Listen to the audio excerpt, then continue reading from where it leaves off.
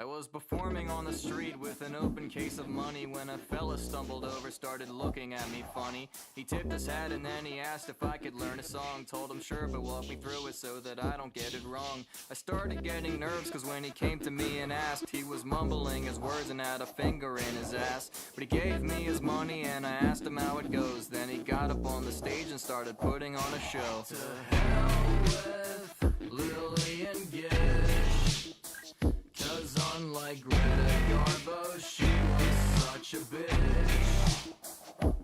Buster Keaton, still my number one, cause John Gilbert's dead. Charlie Chaplin ain't my son. I said that's quite a song you got, I think it's rather catchy, but the energy is down and the lyrics a bit sketchy. He raised his voice and promised me that it would be a hit. It would dominate the airwaves and be groovy with the kids. I was having high doubts cause the references were dated, but I looked down at my money and my piggy bank's deflated. He handed me a contract, told me you can have the song, but if you change the words, the life you live in won't be very long. Took it to the studio and started getting to it. Made sure every lick was perfect, every lyric was included. A couple hours passed before I knew it was printed. Then it started selling copies, which I wouldn't have predicted. To hell with Lily and Gish, cause unlike Greta Garbo, she was such a bitch. Buster Keaton, still my number one, cause John Gilbert's dead. Charlie Chaplin ain't my son. Started selling millions, I became a household name. Now the title of the song is probably written on my grave. I couldn't help but feel like the man was somewhat cheated, although he handed me the song and told me I could keep it. I decidedly invited him to join me at my show. Said he'd walk out on the stage and I'd commend him for his notes. Said here he is now, the man who put it all together. He's the writer of the song and deserves a little pleasure. After all the fanfare and the man was introduced, just halfway across the stage he stepped and tripped over his shoe. The crowd all sat in terror as we gazed upon the truth. He was Rudolph Valentino in an old skin suit. To hell with Lily and Gish, cause unlike Greta Garbo, she was such a bitch. Buster Keaton, still my number one, cause John Gilbert's dead. Charlie Chaplin ain't my son.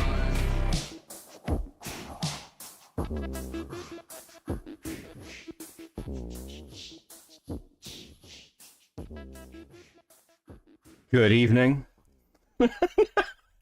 Welcome to fucking reading hour with Beckett. I am fucking look, I'm gonna be level with you. I'm level with you right off the fucking bat. The more of this I see, the more I'm like, this is the most retarded side quest physically fucking possible. And I'm like partway between invested and wondering whether like there's something fucking wrong with me. I don't know where I am. So to start with, firstly, I've been playing a lot of Elden Ring, so my brain is very much on that. So if I start like drifting, it's because I'm thinking about weapon builds. Secondly, I have actually reached out to Kirsty. We DM'd her. If Kirsty would like to come on rather than tweeting for like an hour and a half and talk about this, she's very welcome, I guess. I just fucking might as fucking well at this point. Okay, there is like an insane amount of documents to go through. I don't know how I feel about half these fucking documents. Okay, actually, do you know what? Serious fucking question. What the fuck is it? Like, what are these people doing with their lives that they end up in this kind of position, right? Like, can you imagine being like, yeah, no, I'll date somebody, and then like, you know, gather information on them while we're dating, you know, make sure I'm logging everything, and then, you know, months later be like, well, you know, I can get my shots in now publicly. We're gonna focus a lot on the Inaba and Kirsty stuff just because it's fucking wild and Alex hasn't responded yet. Then we are going to do a little bit. I feel vindicated. I'm gonna tell you why. Now, for those of you who follow our Twitter, you should. It's Cope and Seethe on Twitter. You should. It does good stuff. You may remember that we got some heat earlier in the week. we made some people angry. I know, unbelievable. But the reason we made people angry is because Jenny, dear Jenny, decided to just to extract the document as opposed to just reading it as a Google Doc. So she had a list of all the images and everything else. And she discovered within these images that Alice had named Alex a racial slur for some fucking reason. So these had been cropped. No one had noticed. We tweeted this out and explained how we'd found this. And that led to a 2-day shitstorm of fucking angry angry fucking woke lefty Zoomer early 20s freaks telling us that we're like excusing abuse and trying to run cover for Alex, who I would like to repeat is a little bitch. And highly emotionally abusive, amongst other things which are sort of alleged. I think the emotional abuse is like really on display. I don't think that's really a question. Thanks, Gilded. Fun fact, actually, I got accused of saying the N-word myself on my last stream, and it wasn't me. It was Gilded. You fucking bastard. So, thanks for that, buddy. That was good. So I want to walk through some of the shit with this. Now, we didn't expect any response from this at all. I sent the screenshots to Diorio, and I was like, has anyone noticed? This is fucking hilarious. Diorio tweeted it out. We tweeted this. And, yeah, it kind of went from there. So we did a little breakdown, basically. So I'll read what Jenny tweeted. So I was pulling apart the doc that got dropped on Imallexx and noticed that a few of the screenshots had been cropped. Interestingly, they were cropped within the doc itself, so Google preserved the rest of the image's data, which I was able to extract. Here they are uncropped, which we've seen with her fun pet name. I think it's really nice that they had pet names for each other. I think that's really adorable, okay? I think that's kind of cute. I wonder why she might have cropped these screenshots where you can clearly see she has Imallexx saved as racist N-word in her phone. For anyone who wants to verify this, those are the instructions for replication. Download the original document as a .docx. Change the extension to zip, where docs are actually just zip files, fun fact. Extract the files and navigate to Word/media. Now, I can't confirm this. A load of people messaged and said that, Alice had removed the ability to like download the document. I don't know if that's true. I'm just saying that that's what we got told. So basically, then we got like Alice, we were shocked when we saw this. Alice liked one of the comments being, why is this surprising? Like, what are you asking her to explain? This really shouldn't be the focus. And Alice liked this. And we were like, okay, well, that's probably it. Alice is never going to respond to this. Come on. It doesn't matter that much. However, things stepped up within Alice's Discord. Let me just read this one to you. This is my favorite from Alice's Discord. I think it's so fucking good. There is no proof that she typed that herself. She could have gotten a black friend to do it. the insane levels of cope that were on display dealing with this shit is unfucking real. But eventually Alice did respond. I write in my statements multiple times that I became reckless with my use of language because this was so normalized by Alex. I'm well aware this doesn't excuse my use of the word, but it is an honest explanation. I apologize for any offense caused by this. I want to be really clear.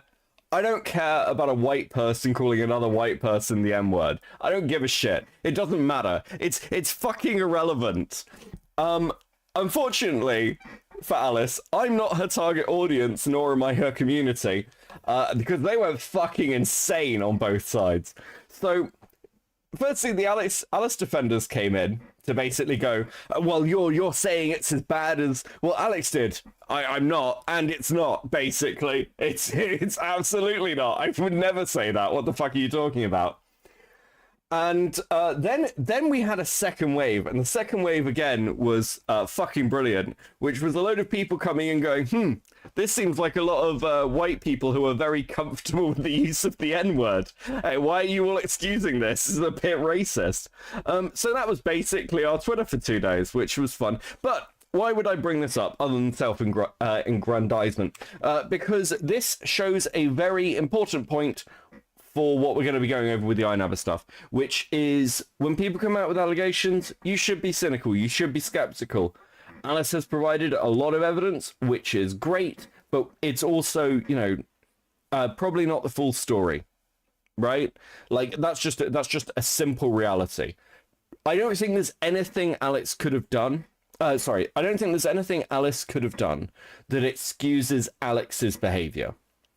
Like, I don't think there's anything he could come out and go, she did this to me, and that's why I did everything else. I don't think that's going to happen either for his career or generally, because, again, Alex is a piece of shit, and we all know it.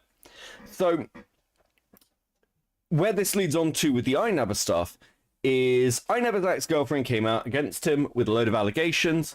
There is now more written documentation on the allegations against Inaba and the back and forth responses than there is against Alex, which is fucking insane, actually. It's crazy. I think at last count, Jenny did a count and it was around like 19,000 words. That's like dissertation level. That's mental. And I couldn't be happier. I could not be happier, thank you. Why is it uniquely a problem if someone says the word just because their skin is too pale? Are you a racist? No, I care about actual bigotry. I don't view like if you can show me examples of someone using actual prejudice, I care. Anybody who turns to you and says I've never said the N-word is lying. They're just lying. They're lying, or they are like a hyper fucking like obsessed with their own progressivism. Because the thing is, everyone does this. You know, we saw this for those of you like who watched the fucking BK logs. You can see this with like Hidden and Peaches and all the others. In public, very virtuous. Behind closed doors, when they're in a safe space, that all fucking disintegrates. So I'm just a realist. I'm just a fucking realist. And I don't also care about accountability. I don't give a shit. So anyway, with we'll go over some of, well, we might, if we've got time, go over some of the like other random things that have happened with Alex, because things keep coming out. The Baited obviously just produced what is probably their last episode after 5 years. Not 5 years of episodes, 5 years of silence, mind. But that's really good. If you haven't watched it, I recommend you do. Bo Blacks went over it last night, and it was really good. Bo Blacks' coverage of it was like really fun to watch. So we're going to start going over these fucking documents. We're not going to do Kirsty's original tweets. TLDR, Kirsty brought out some allegations. They picked up momentum for an hour-ish before one of her friends came out and called her a clout-chasing goblin. And then we sort of ended up here. So then why would you call people who are pale saying the N-word racist? You don't know their intent. You only know they're pale. Sounds racist to me. Okay, well, I'm ginger. I hate everyone who's not. So my prejudices are very open to examination. If you're not English speaking, you can end up not saying the N-word ever. Just say, I mean, that is true. That is a fair point. I don't know, actually saying that, like, American music's pretty big. It's got good spread on it. Okay. I mean, I don't care if you say it. I just don't. Yeah, you'll notice I don't say the N-word on stream or like publicly. I think that's fucking like just. Well, actually, I'll be honest with you. It's just optically fucking terrible, Gilded. Okay. Anyway. Okay. Fuck. I'm not debating the N-word with you people. I don't fucking care. I didn't care on Twitter with the fucking works called Zoomers. I don't care with any of you. Okay. Right. I'm kidding. I love you all. Okay. Brief disproving the allegations made by Kirsty. So I think that this is quite useful from what I've seen of it. Inaba goes over the allegations made against him anyway, which means we don't have to do the Twitter thread. Now, I would like to point out that this is Kirsty's current Twitter thread. It has been going for a while. This has been... Yeah. Continuing. This last one was 2 minutes ago. This isn't about if anyone believes me or not. I know what I went through and I'm still healing from it. I'm just so angry seeing him manipulate so many situations to make himself out to be blameless, or as if he didn't do the things he did. Okay, so Kirsty, once again, you're very welcome to come on stream and talk about this, but importantly, I am not here to sweep for Inaba, because one thing that I have said through this consistently is I believe in my heart of hearts, and it is just an opinion, that there is absolutely no fucking way in hell that people did not know what was going on. One of the allegations that seems to have come out against Alex was from years ago, and no one talked about it. But looking at, like, the context of that allegation, somebody must have picked it up within this community. Somebody must have known who they were fucking talking about. At the same time, the shit Alex has done, by, like, apparently the omissions of the people involved, like, lots of them distanced themselves from him. Like, but you never called this shit out before? Like, I don't believe this whole mea culpa, we didn't know, how could we know? I don't fucking believe it. I don't believe Inaba didn't know. I didn't believe, like, his other friends didn't know. I call fucking bullshit. So, if Kirsty's worried about that, it's not going to happen. I just think that the side quest is interesting because it gives a good look into what this community's like and what the people within it are like, because they are cannibals. This is complete fucking cannibalization of a community, and I am fucking in love with it. There are, okay, so this one, just to give you a brief, this is 18 pages, this is 31, and the last one is 81 pages. I'm going to read as much of this as I can before I, you know, go and play in traffic or something. I never knew how true it would end up being when I joked that D-Max is my favorite slur. True. Good evening, Abby. Good evening, everybody, by the way, as well. Sorry, I didn't do hellos. Yeah, Elden Ring, it's broken me. Tim Dog, hi. Hey, Rage. Obviously Gilded. Kai and Sony. How we doing? Obviously Priestess. See, mods don't get any privileges. I'm mean to them. Okay. Right, let's fucking get into it. Now, a brief disproving of the allegations made by Kirsty. First, we got a tweet here. I deleted what I said earlier, but fuck that. Do I give her a Valley girl accent? I never knew what Alex was. He would often comment how he was an awful person, and even labeled Alex a narcissist himself. Everyone knew what a disgusting person Alex was and is. Pretending you're in the dark is inexcusable. I would also like to point out that would also include everyone surrounding these people, like fucking Kirsty. I don't know why you'd say shit like this. It's like, okay, well, I'm a good person, and I'm just telling you that Alex is a piece of shit. Everyone knew. You didn't say it beforehand. Stellaron for the 5. Would you say Alex is the textbook definition of a beta male Tumblr guy? Yeah, I think.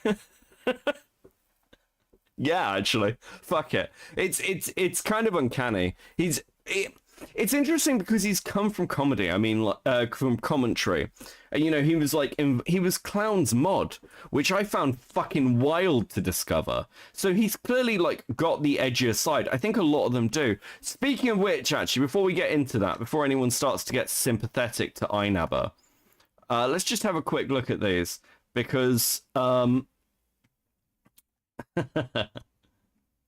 just to be clear about kind of like the white people thing. This is 2016 Inaba, okay? For Momo is fat as fuck. Boy needs to leave my club. Had enough of relegation players. At Vintage Mastor. Fuck off N-word. Fraud of a ban. Man needs to hold the door for him so he can get out of the club and not miss that target. Get called an N-word every day on here. Alex is N-word. So, I mean, yeah, like all of them have done this. All of them have done this, okay? This isn't new. This is... it's fucking documented. Oh my god, guys, we're so woke. We care so much. You gotta make sure that you're not using slurs. $2. Stop, please get Mon if you need a Valley Girl accent. Thanks, Ellington. Don't know how to feel about that.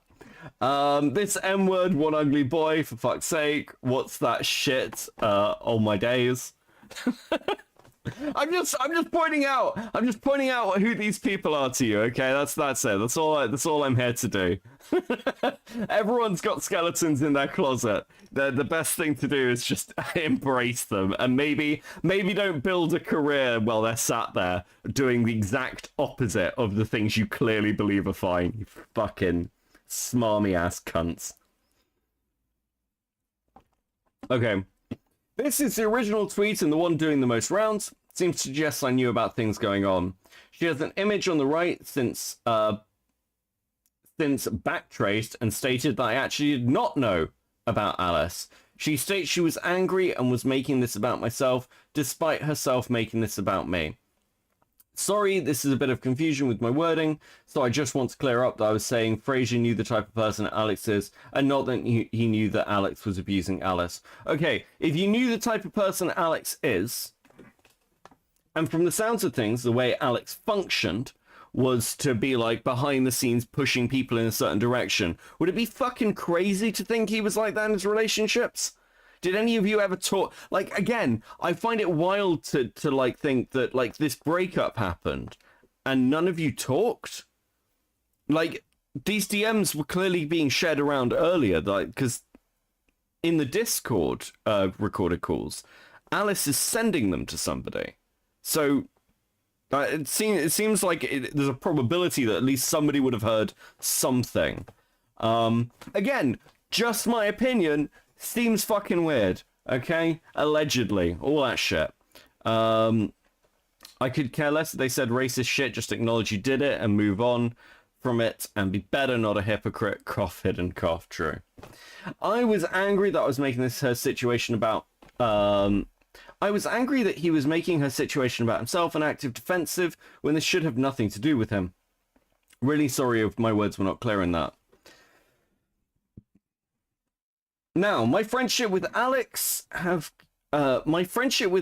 confirmed was toxic. I've had many fallings out with him. Publicly, me and Alex have had fallings out, and of course I spoke to my at the time girlfriend Christ about it because she was my girlfriend, and people in relationships typically open up and vent about their feelings. My friendship with Alex is very confusing to me. Jesus fucking Christ. I don't know, guys. I was just confused. Don't judge me. How can you judge me? Ah, fuck. Do you think Alex is the one who got him to stop saying the M-word? That would be quite funny. Never say the M-word. I'd never do that, Inaba. You need to do better, bro. As I said on my story, I'm pretty embarrassed that I didn't just cut ties with him in the past after plenty of fallings out. It's almost like you wanted the clout and wanted to keep getting the views and numbers. I'm just saying, I mean, that's almost just what it seems like to me. Alex is widespread a disliked... Alex is this my dyslexia, or is this written like it was written by like a fucking person with Down syndrome? Jesus fucking Christ. Alex is widespread a disliked content creator and has been since 2019. I remain friends with him because I'm a loyal person, but also because back then I was genuinely worried about well-being, and in a lot of cases. In 2021 I was also worried too. 2022 to 2023, me and Alex only saw each other walking the dog for the most part, but even then it was still toxic. Oh, Jesus. Is this what all of this is like? Is it just going to be it's just going to be bitching about toxicity and fucking... I hate these people. Then mid-2023, we started gaming a lot more together and speaking way more than we usually did, and that obviously led to us making a podcast that lasted 4 episodes. Clearly doing as well as baited. Right. Alex was extremely toxic friend to Frasier, along with so many others, and as someone who once loved him, it was hard to watch. But Frasier admitted to me he put up with it because being friends with Alex benefited him in his work. This is quite frankly a bizarre allegation. Yeah, guys, 2023 when we started making a podcast together, you know, after all the Slazzo stuff, after all the, like, random allegations, after everyone knowing he was a shithead. Yeah, it was crazy that we started making it. It's crazy that you claim I do that for clout. I can't imagine where you'd get that idea from. Oh, fuck off. Do you know, I'm going to do this. I'm going to do this to Matt Pitt. I'm going to do this to Matt Pitt one day. I'm going to be like, yeah, no, look, I didn't join Now Recording for any sort of, like, benefit to myself. I just wanted to hang out with the one-legged angry guy who keeps selling Cabals. Oh, fuck. That she's made. But I stayed Alex because it apparently benefited me. My friendship with Alex only did the exact opposite of benefit me, especially at the time when I was in a relationship with Kirst. I don't really want to be speaking too much about numbers, but the reality is Alex's channel has been bleeding subs for 5 years, nowhere near his relevance in 2018, and a widespread disliked creator. But also, Alex has also only been in the title of one of my videos he's featured in during the entire existence of my channel. That was in 2018. Oh my god, fuck, it's gonna be the meta shit, isn't it? I believe our last proper collab with Alex was Mog's video in 2019. I've searched his name on my channel and there are only 2 videos that came up. As you can see, Alex really did not benefit my channel. I went and checked his main channel, and during that period I dated Kirst 2022 to early 2023. I featured on the Imallexx Alex YouTube channel 0 times. Our collab after that came in July 2023 after we broke up, which again, I did not benefit from that much at all. It, again, seems pretty fucking weird then. Sorry, I just got messaged something. Just so we're clear, I never backed Alex on Slazzo though. I wonder about this, and I've said this before. I think that the reason that a lot of people didn't come out about Alex, and I'm not unique in this isn't one of those, well, I've got a hot fucking take for you. This is like bargain basement take. I think Alex had a lot of information on people. That's why. And like that material benefit that could be coming to Inaba is Alex probably is well aware of some of Inaba's skeletons in his closet. So not calling him out and maintaining a civil, like, friendship with this person is going to benefit you because you get to still have a career because Alex doesn't come and, like, destroy it. It's only now when Alex is in, like, this position where he physically cannot do that to you because no one will believe him. Unless he's got something really fucking concrete that people are starting to feel a bit more comfortable. My clout chasing plan did not work. See, I am innocent. I have a 2024... fucking based take from chat. This allegation is really strange. This allegation is really strange to me. Yes, I regret being friends with Alex, but the suggestion I benefit with him is actually quite wild to me, considering it was a public thing of how disliked he was.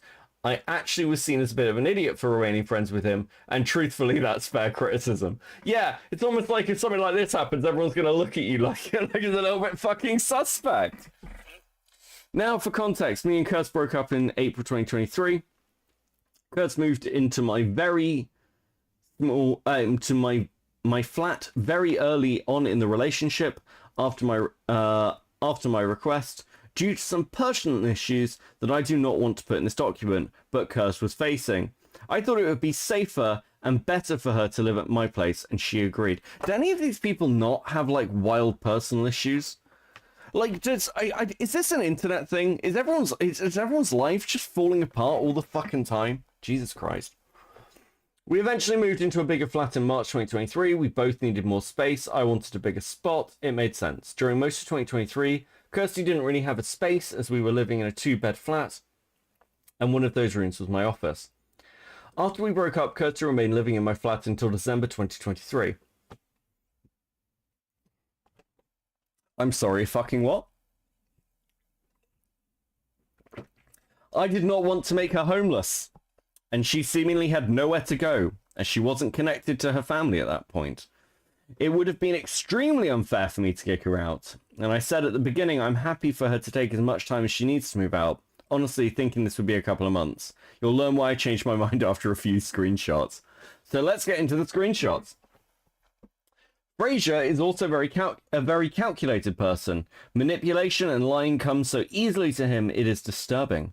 He is not the same, but not far different from Alex behind closed doors.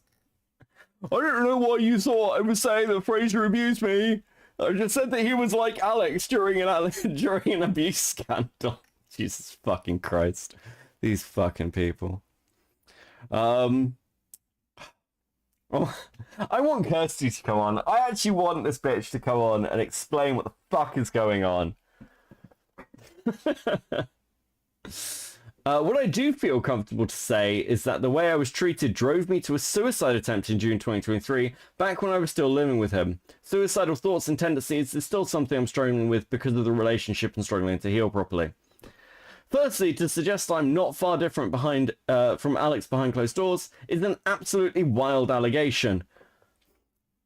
Funny, all these allegations are absolutely wild, Inaba. Jesus Christ. Alex, based on text, was regularly telling Alex to kill herself, calling her a whore, and multiple other abusive things. Yes, me and Kirsty had arguments like other couples, but it never got to that. Now, this is where we get to June 2023. This is what I'm confused about, and I understand it's a serious allegation, as she is blaming me for a suicide attempt that month. Now, I know Kirsty has depression, and does absolutely have real struggles that I'd never deny, but I struggle to find any reference to this in our text. Here's some screenshots of me searching for texts, and what I could find. Wait, what? Suicide Squad, Kenji on Suicide Watch, and Lewis on actual Suicide Watch. Hey, how's it going? I will be done by tonight, thank you. I actually want to kill myself. What's up? Vegas crash, so I opened it again. Different fucking episode. Right clip. I'm sorry, is your evidence for your partner not undertaking a suicide attempt that they didn't DM you about it? What? Look, I know this channel isn't overly sympathetic to people, but this... That seems like a wild defense, Inaba. All these people have been chronically online since age 13. Obviously, they are all insane. Yeah. Do you know, who's familiar with, like, anarcho-primitivism? Like, get rid of technology, go and live in the woods. I'm starting to have sympathies. As you... She went hopeless peaches on this shit, true. It's not like one can delete messages either, right? I mean, it's also like, yeah, guys, hold on. I don't know. I've never had, to my knowledge, apparently, a girlfriend attempt suicide while with me. So I don't know. I don't really have a frame of reference over whether they DM me. I'd like to think they would. I'd like to think if one of my partners was going to be like, oh yeah, no, I'm really suicidal, I'm actually going to do it. I'd like to think that they DM me and tell me it's my fault. I'd like to think that I have those kind of relationships.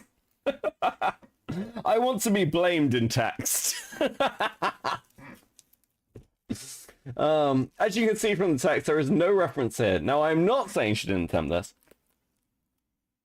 But if this was my fault, surely there would be some reference to it. But also, let's talk about how Kirsty spoke to me personally in DMs in May to June 2023. Jesus Christ.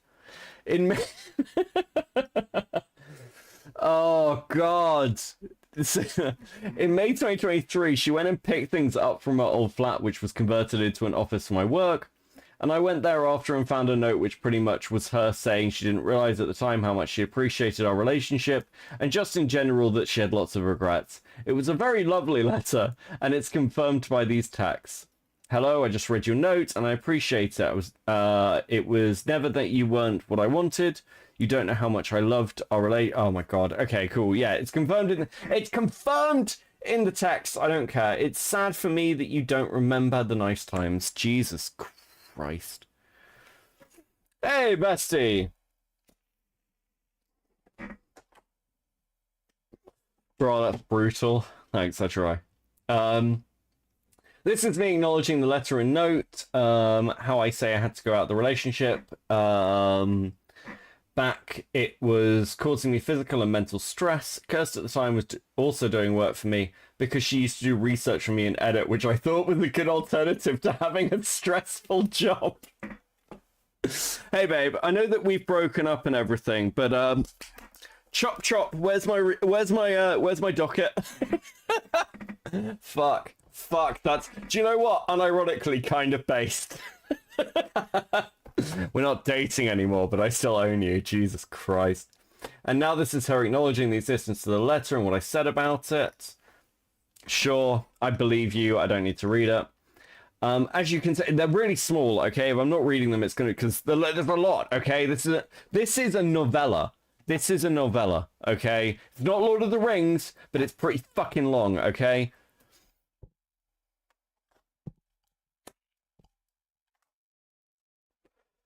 As you can see, she refers to a lot of bad things that happened in a relationship, such as Kenji, my dog, biting Kirsty, which was a very public thing.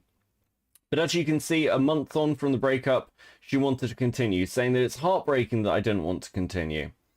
For note, at this time, I was very depressed. My dad shortly before had a stroke, and then at the end of May, a childhood friend of mine committed suicide. That's genuinely really sad. I am sorry to hear that. I am genuinely sorry to hear that. So I really wasn't in a good space, especially to try and fix my relationship, but also have sex, which comes into context in future screenshots. I wouldn't really mention this, but my libido was lowered massively by depression caused by these traumatic events. But now I need to show screenshots from June. Jesus Christ, okay.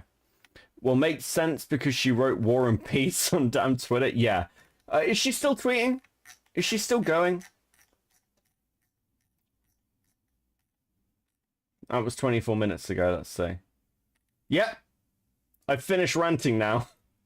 I'm back to hiding in private and living a much better life, Jesus Christ. Okay, she's done. She's done. She's finished. It only took her an hour and a half. Christ almighty.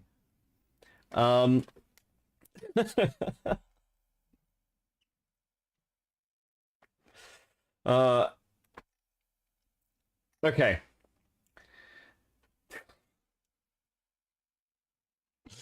Okay. How are you feeling? Do you think you could come over, or I could come to you at some point today? I understand that you're busy, or maybe ignoring me, or maybe both. I don't know, but Frey, I love you, and I really can't let you go. I know that if we just talk, we can most likely sort stuff out for the better. This isn't a chance that you love me, too. Jesus fucking Christ. Okay. Thanks for letting me crash in on your cinema trip. It was nice spending time with you.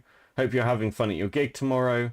I love you, Frey. I hate this. I wish you would come home and we could talk this out. Hope you have a good day. I'm not sure what there is to talk about. Jesus Christ. I know I'm skipping over things, but again, War and Peace. Now,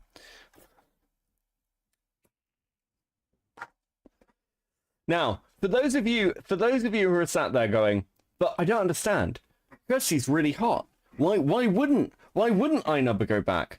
I'm going to tell you a secret, and I can say this in the same way that certain people are allowed to say certain slurs. Ginger women are fucking crazy. There's no exception. Redheads are insane. They're just fucking insane. Like, if you're sat there being like, hey, I'd like to date a redhead. No, you wouldn't. It's a mistake. It's always a mistake. They'll hurt you. They're fucking crazy. This isn't a joke. This is a PSA. I'm warning you. I am warning you, ginger women are insane. Every single last fucking one of them. None of them are normal. I promise you. Okay? If you take nothing else from watching me as a streamer, don't date ginger women. You will regret it. That's my reward to you for liking and subscribing the stream and giving donations and doing all the other things. Don't date ginger women. They're fucking crazy. Okay? Yes, you, Jenny. Yes. Don't fucking at me. The truth.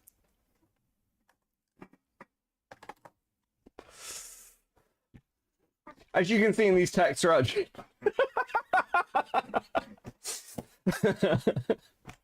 as you can see in these texts throughout June, Kirsty was very persisting on wanting to get back with me. And I understand, it was a terrible time. She went through a traumatic experience, but also was having to live with her ex.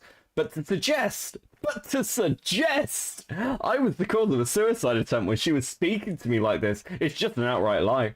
As you can see, I was blunt, but she was my ex. I didn't want to be with her and was starting to feel very pressured.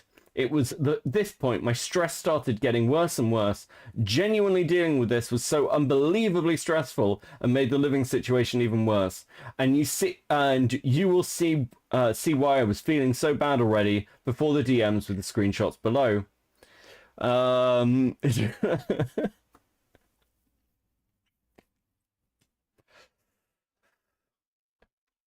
Now, so I've just seen Jenny in chat.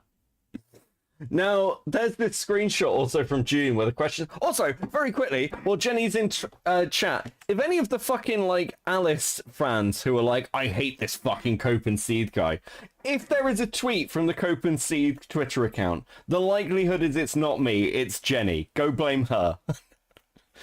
I don't fucking own her. I don't control her. She says what she wants and then threatens me, okay? We can both write Google Docs. Now there's this screenshot from June where the question she was asking me really started to make me uncomfortable. Can you just let me know if I gained too much weight is why you didn't want to come have sex with me anymore? Pardon? It's just been real confidence knock. It keeps playing on my mind because when I was super skinny we would have sex all the time, but when I got to a healthy weight it stopped. And usually there's always breakup sex, and this is my first breakup without breakup sex, and I'm wondering if I'm just not attractive anymore. Please, I just want to know if I'm really not attractive anymore. Fraser, please. If my weight is an issue, I want to know. Holy shit. Holy shit, I never broke this woman. Oh my fucking god.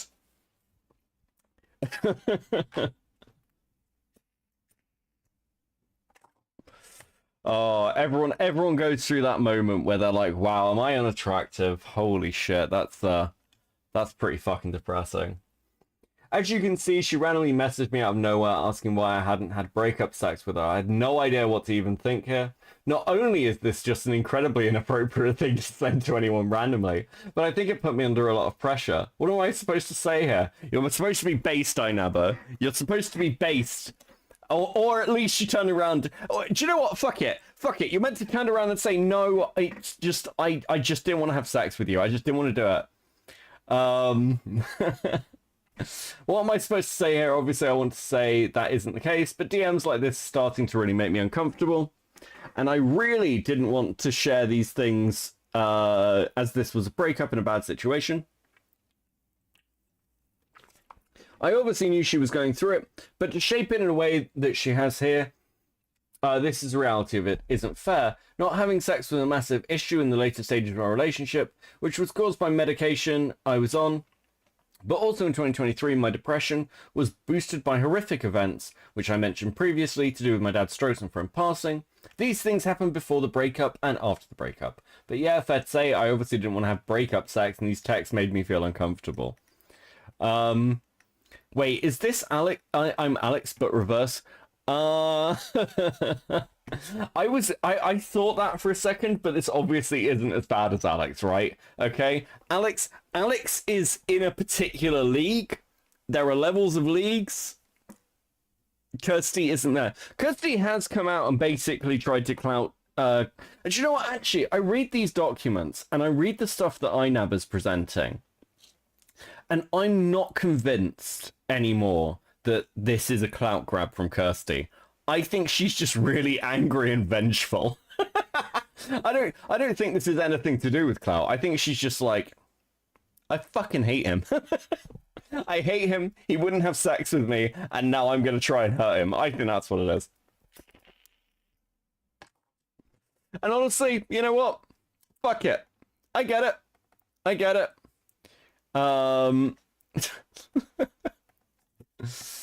And then with this text here at the ending of June, she told me she was being constantly crushed by the hormones that her birth control was causing here, stating that she's feeling better now she's off it. But to me personally, it seems that she was very much blaming her feelings on birth control here, not on me. Again, I'm not denying that she was obviously feeling terrible, but to pin that as my fault is not fair. Okay, cool. Coming off birth control, to be honest, I'm being constantly crushed by negative emotions due to hormones. Do you know, I was talking to somebody at work about. I swear this has a point.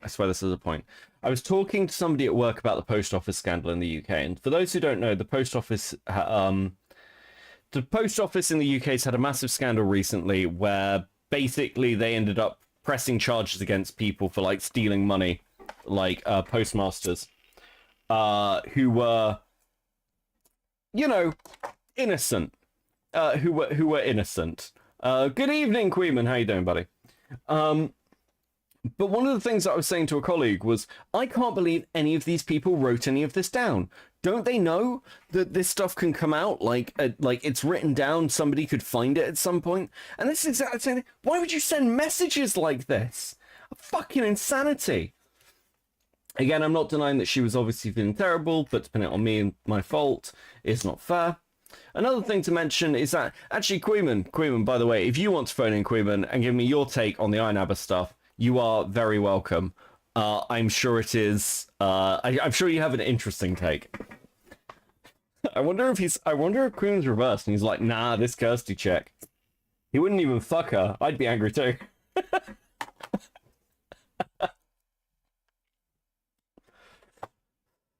Another thing to mention is that it's not like we were trying to be friends in June. We even had a day where we weren't trying to be friends in June. We even had a day where we went to the cinema with each other mid-June.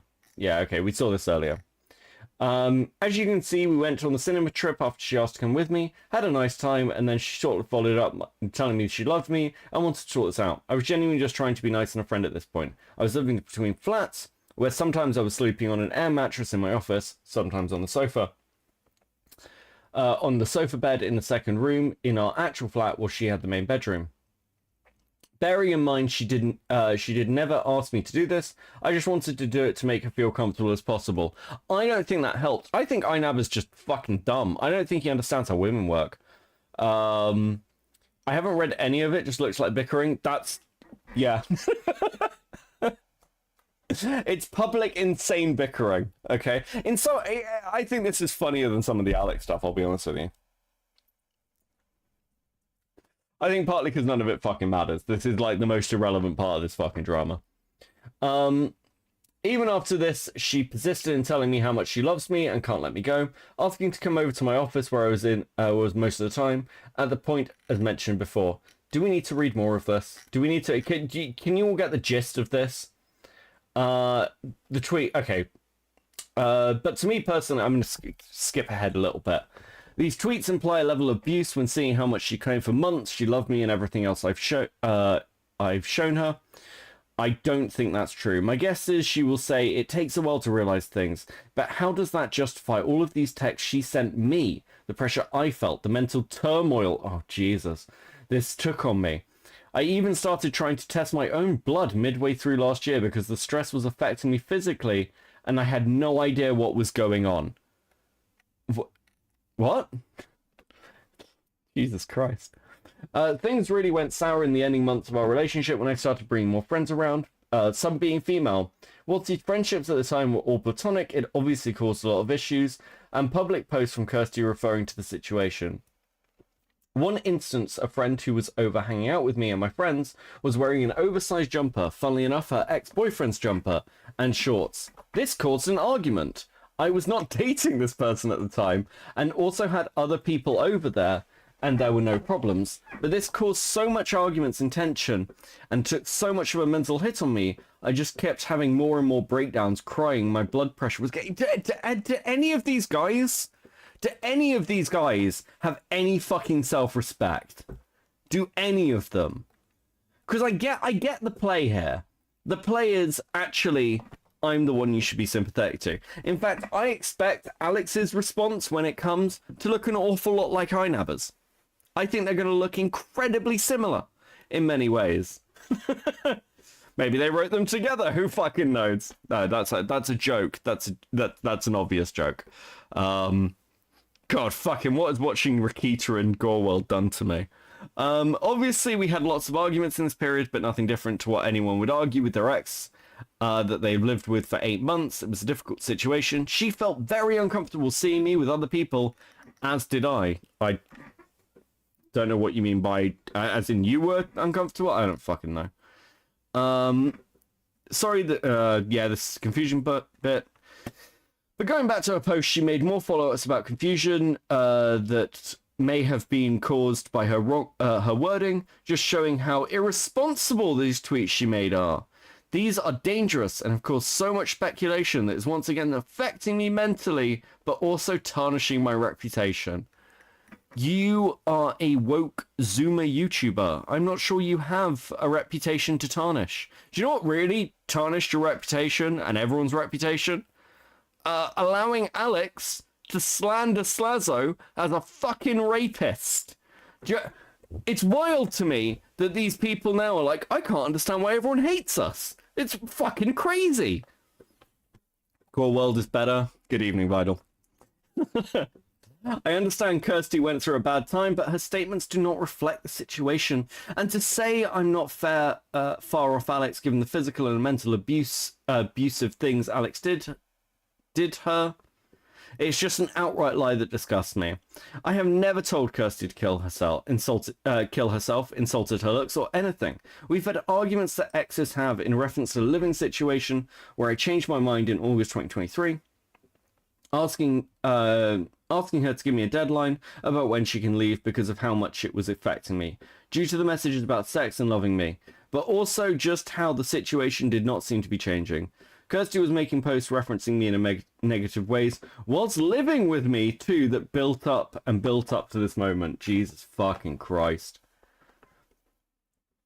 I understand that she wanted to do it her way, but this was an out for both of us. Surely if this whole thing was that bad, she would just take that offer and move away from me. Wait, what was the offer? Hold on. I offered to pay for a chunk of the rent for the first few months, and just led to another argument. Hey, bitch. I'll pay money to get rid of you. You love me? Do you know how much I hate you? I will pay money to never have to fucking see you again. Get the fuck out. Get the fuck off. Oh, Christ. I can't imagine why she took that badly, Inaba. Fucking wild. None of these people should have girlfriends. They don't know how women work. Rakita and Girl will definitely interact in the body and potentiate each other.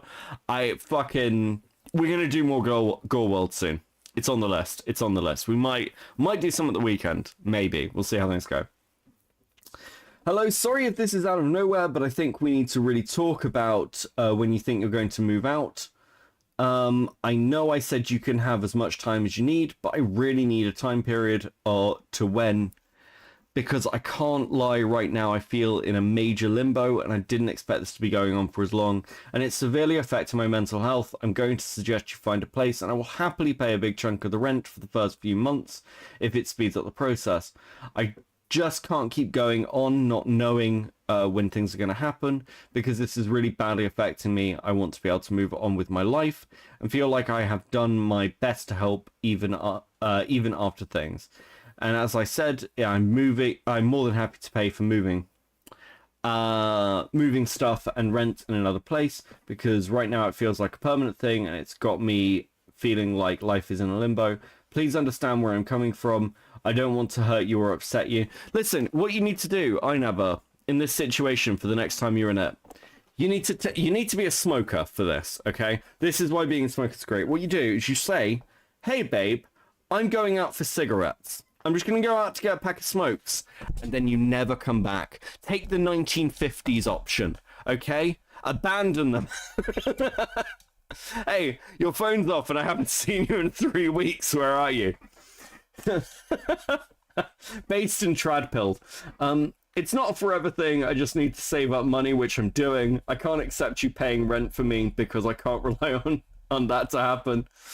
To me personally, it makes no sense, giving her serious allegations that she refused to move, even with the guarantee of having months of rent paid in advance. If it doesn't make sense to you, Inaba, you are dumb.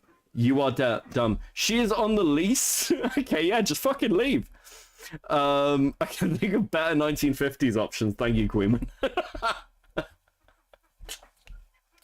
Christ. To me personally, it makes no sense, blah, blah, blah. 2023 was a horrific year, but what she said are lies. Our relationship had issues, arguments, but now but how she's portraying it is not fair. You keep saying this, I don't care anymore. Okay. Update, I've been made aware of this TikTok too, where she suggests I shut her in a room, not allowed to make noise. Maybe my ex was just challenging Sabrina when he would shut me in my room for hours, not allowed to make any noise, and would shout at me for flushing the toilet. What's being referred to is when I recorded a YouTube video, I would ask for no door shutting, slamming, because I was recording and my mic would pick these sounds up, which obviously wouldn't be good for a video. She's kind of implying something sinister here, but in reality it was 2022, we lived in a tiny flat, and it was also my recording space for videos. I'm genuinely really confused as to why I was even being mentioned, because it was literally just a case of, hey, could you be quiet for an hour? Like, these motherfuckers are like big YouTubers, right? They've been doing this for years. Why do you live in a tiny fucking flat? Like, what is going on with these people? What are they spending their money on? Do YouTubers just... Do I just have, like, an overinflated idea of what YouTubers are making? Because I swear that these people are around, like, at least at the point where ads were still just about profitable. I mean, it's not, like, leafy profitable, but it's, like, profitable. Yeah, whatever. Okay, cool. Let's look at her response, which is 31 pages. 31 fucking pages. Like and subscribe. And all that fucking shit. I'm gonna have a cigarette first. I locked her in a closet, but don't worry, it was for content. True. Bad with money. Other people who are bad with money? No, I'm kidding. I wouldn't steal Matt's thing. Might do it eventually. Fucking hell. I mean, okay. One thing, I know that people are saying, oh, we don't care, we don't care. Not you guys, not in chat. You're all sat here listening to me torture myself for your amusement. But I know people are like, oh, we don't care about the side quest. But I kind of disagree. I think we should. All of this is fucking retarded. All of it. The Alex stuff, it's all like interpersonal bullshit. If this was just like a random person who had done this with his partner, no one would care. No one would care. It's because it's Alex. And by that extension, the people around him are also just as interesting to look at. To see, like, the fucking mess they all are. At least in my opinion. There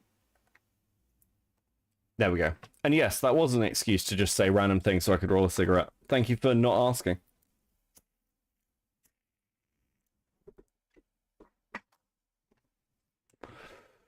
Oh, God.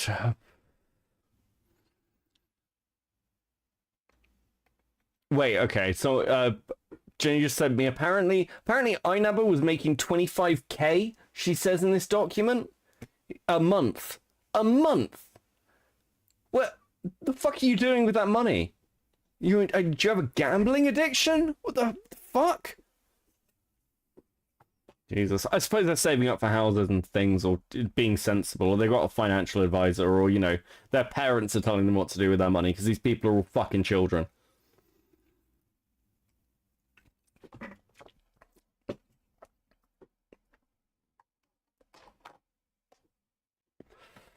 It's weird to see financially responsible YouTubers. Well, they're financially responsible for a bit and then they buy a Ferrari. That's normally the way it goes. Or some other fucking supercar. Okay. My relationship with Inaba, fuck me, it is really hot today as well. I hate the weather at the moment. Right, okay. Sorry. I could be playing Elden Ring. Right, my relationship with Inaba. I want to start by saying this is information I never wanted to disclose publicly. But I have been given no choice. Cursed. You had a choice. You had a choice, Cursed. You made that choice. Don't pretend. Don't fucking pretend.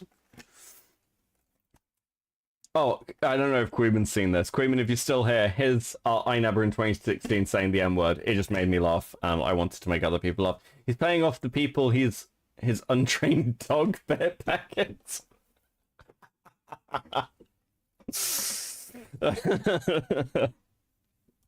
If Joe Biden can do it. Oh, sorry, I can't say that. It's an election year.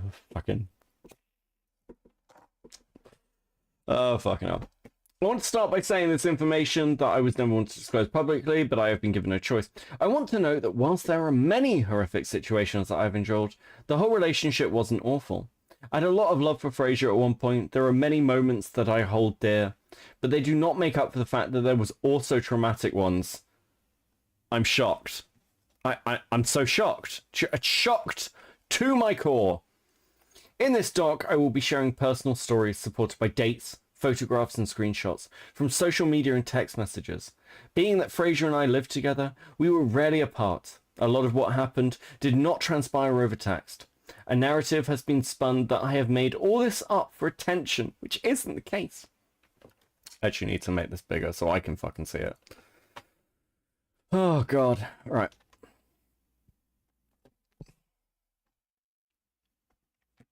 There we go. Which isn't the case.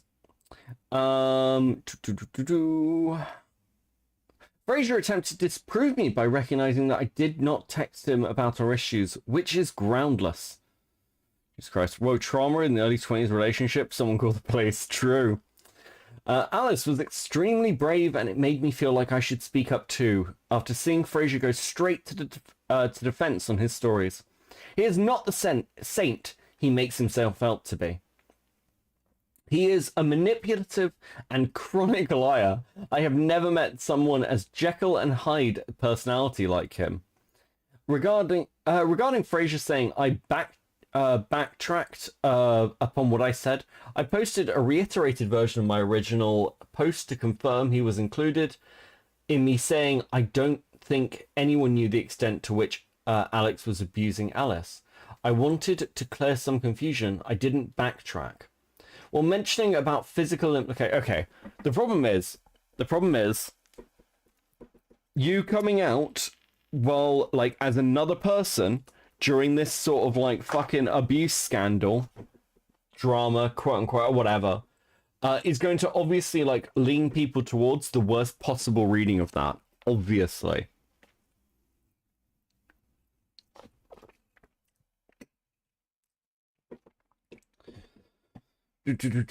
While mentioning about physical implications, I was talking about my hair loss photo on page 18, involuntary vomiting, intense nausea, migraines, and so on. I thought that was clear. Someone raised a point which made it seem he physically hurt me, and I didn't want that to be what people believed. Although there was abuse / mistreatment in other forms, he never hit me, and I would never claim otherwise. Not a backtrack, a confirmation. He didn't hit me. He did other things, guys, but he didn't hit me. It's fucking.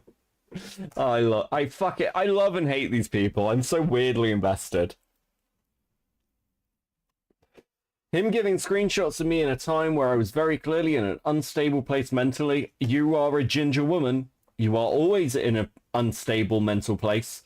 All ginger women are. Just further proves my point. Handpicking moments without context and using them as a scapegoat when they were tiny moments in our daily interactions in person is something I am not surprised he has done. I have a trauma bond to Frasier. One that I continue to struggle with and work on in therapy. Jesus fucking Christ. Can you imagine being this bitch's therapist? Today, I'd like to go over my Twitter feed with you. God. Actually, tell you what. That therapist is going to be getting paid real fucking well in the next couple of weeks. That therapist is going to be making fucking bank.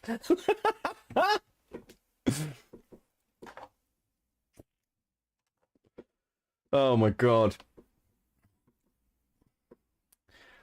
Oh god. Okay.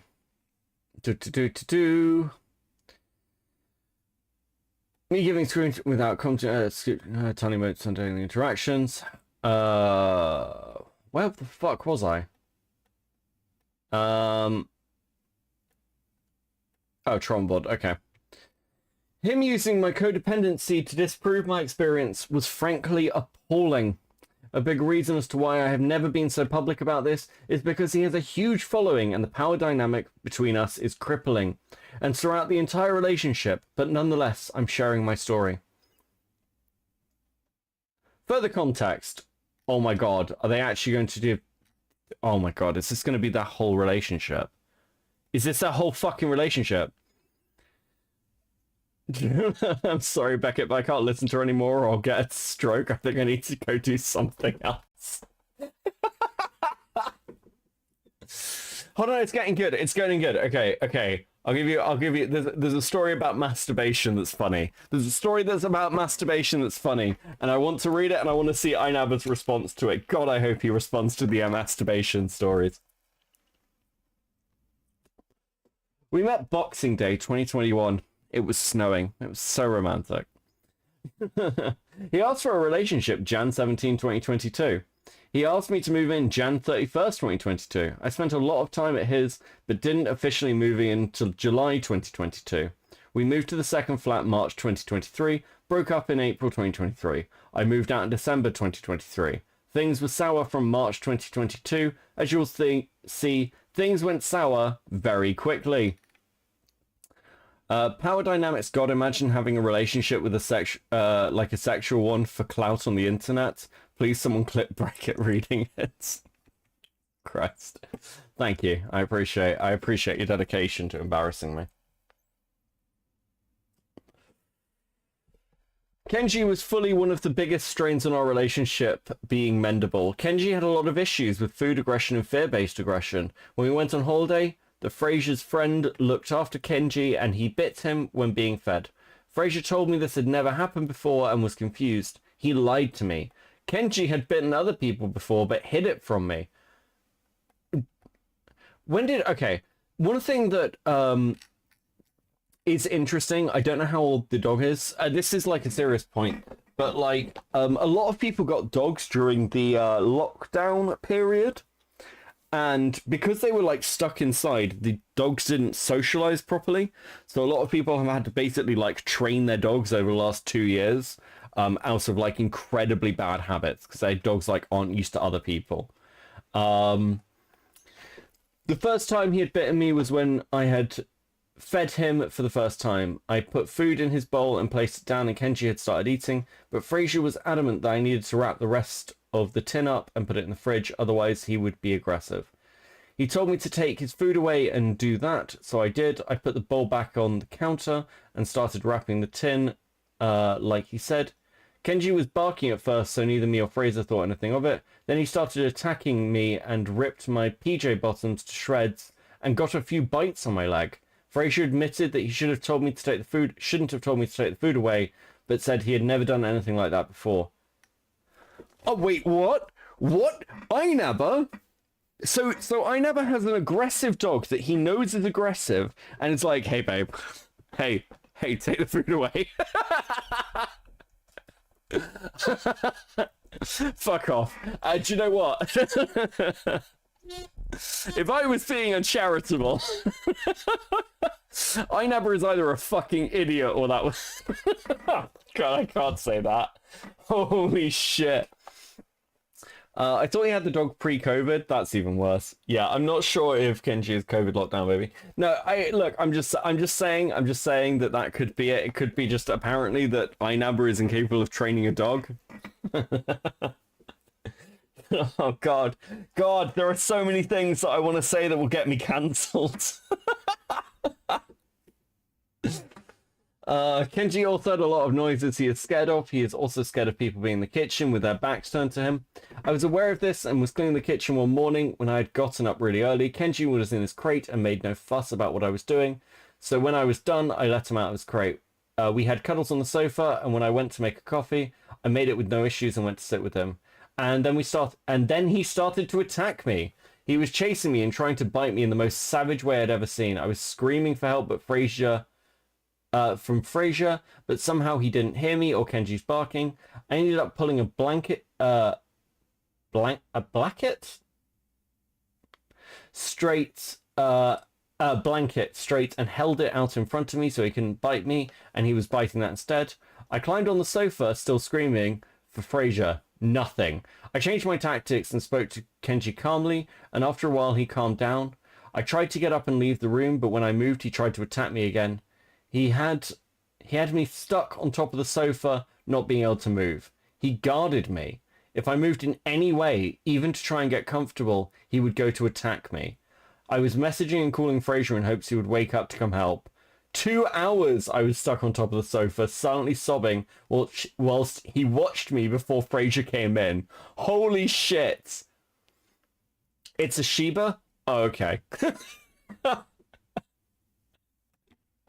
I like the way all you had to say was, it's a Shiba, and I'm like, oh, okay. Yeah, it's a Shiba. Of course it's a fucking Shiba. Shibas look adorable, but Shibas do have behavioral problems. Some of them are lovely. Some of them are lovely. It's probably not training or socialization things. I have a friend that trains hunting dogs, and they've had 2 that couldn't be trained out of food aggression. Yeah. Kenji had attack. Yeah, I think you can look this up. Shibas have really high attack rates. I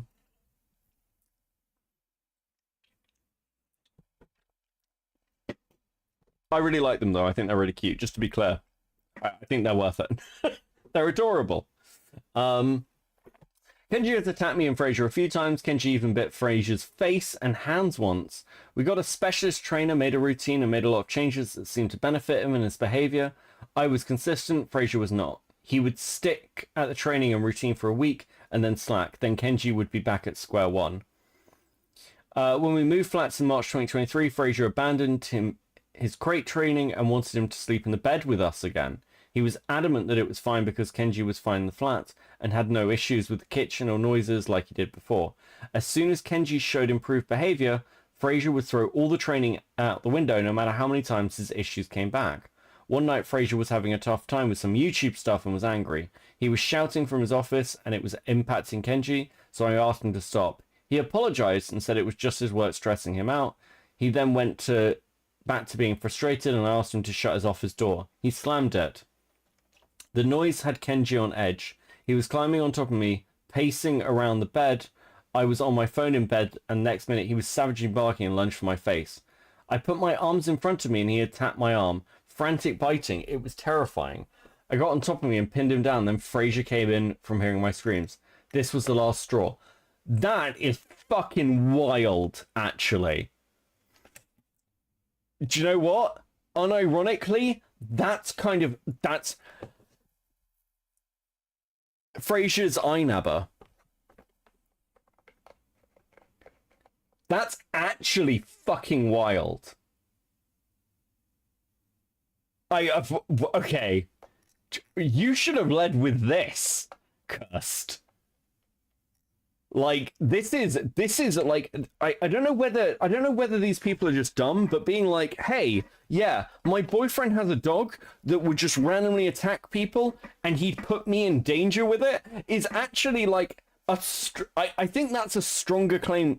Like, okay, I actually don't want to compare victimhood, but like, that's really bad. Like, this is unironically, I'm a little taken aback, honestly. What the fuck? Am I crazy? Like, this is fucking wild. Look at the fucking what this dog did to her. Puncture wounds are serious. If this was a random dog, it would be put down. Yeah. Like, why didn't you lead with this? Oh my god. I mean, this is like, you wouldn't even have to. You could have like cursed. Next time you want to cancel Inaba, just be like, hey, not only is he a piece of shit, he let his dog fucking try and kill me, and he was fine with this. No matter how much I begged him to change. God, that's awful. That's actually fucking awful. I actually don't know what to say. Oh, fuck, maybe I am sympathetic. Holy shit. This is honestly turning me. This was the only time Fraser had accompanied me to the hospital after one of Kenji's attacks. He cried the whole time about how he was going to lose his dog and didn't comfort me at all. Okay, look, I mean, I get it. I've had pets. I had to comfort him. I didn't sleep in our bed for 3 nights, couldn't look at me or speak to me for days. I was dealing with fresh trauma and he ignored me. He made me call the vets to organize an appointment and get their advice on his aggression. To get their advice, as his aggression was too dangerous for us to live with now. Me, I had been attacked by his dog yet again, and he made me call the vets like it was my responsibility. Okay, so straight up, I get a little bit scared of dogs. I really like dogs. I don't want anyone to get it twisted. I think dogs are great. But like I was bitten as a kid and it developed phobia. Now I'm mostly over this. I think what did it for me was I wanted to work in a pub and they had this huge fucking Alsatian and it used to lie in front of the beer taps, so you'd have to like fucking like stand over it to pour a pint, and I really wanted to work there, so I just sort of got over it. But like, yeah, I would go nowhere near this fucking dog. Like this is actually fucking horrific. Inaba, I don't know what Inaba's response is to this. I'm starting to understand why it's 81 pages long though, because this is really bad. Holy shit. We go to the appointment and they suggest putting him down or sending him to a shelter for aggressive dogs. They give us time outside to talk about the options, and Fraser was adamant on keeping Kenji. He wasn't getting rid of his dog. At that point, Kenji had attacked multiple people, not just us. And like, I know somebody was like, oh, like the money that Inaba makes goes towards paying people off about Kenji. Do you know what? Maybe there's something. Okay, but why is it public? Get the dog put down? Like, it's because. Well, I mean, it's because all these people put everything public, Queeman. Yeah, like again, it's all retarded. It's all retarded, but all of this is retarded, Queeman. We've been here before. With like every drama. We go to the appointments, blah blah blah. Not just us. After I posted about the attack, I had the other people Kenji had bitten tell me about their experiences and how it impacted them.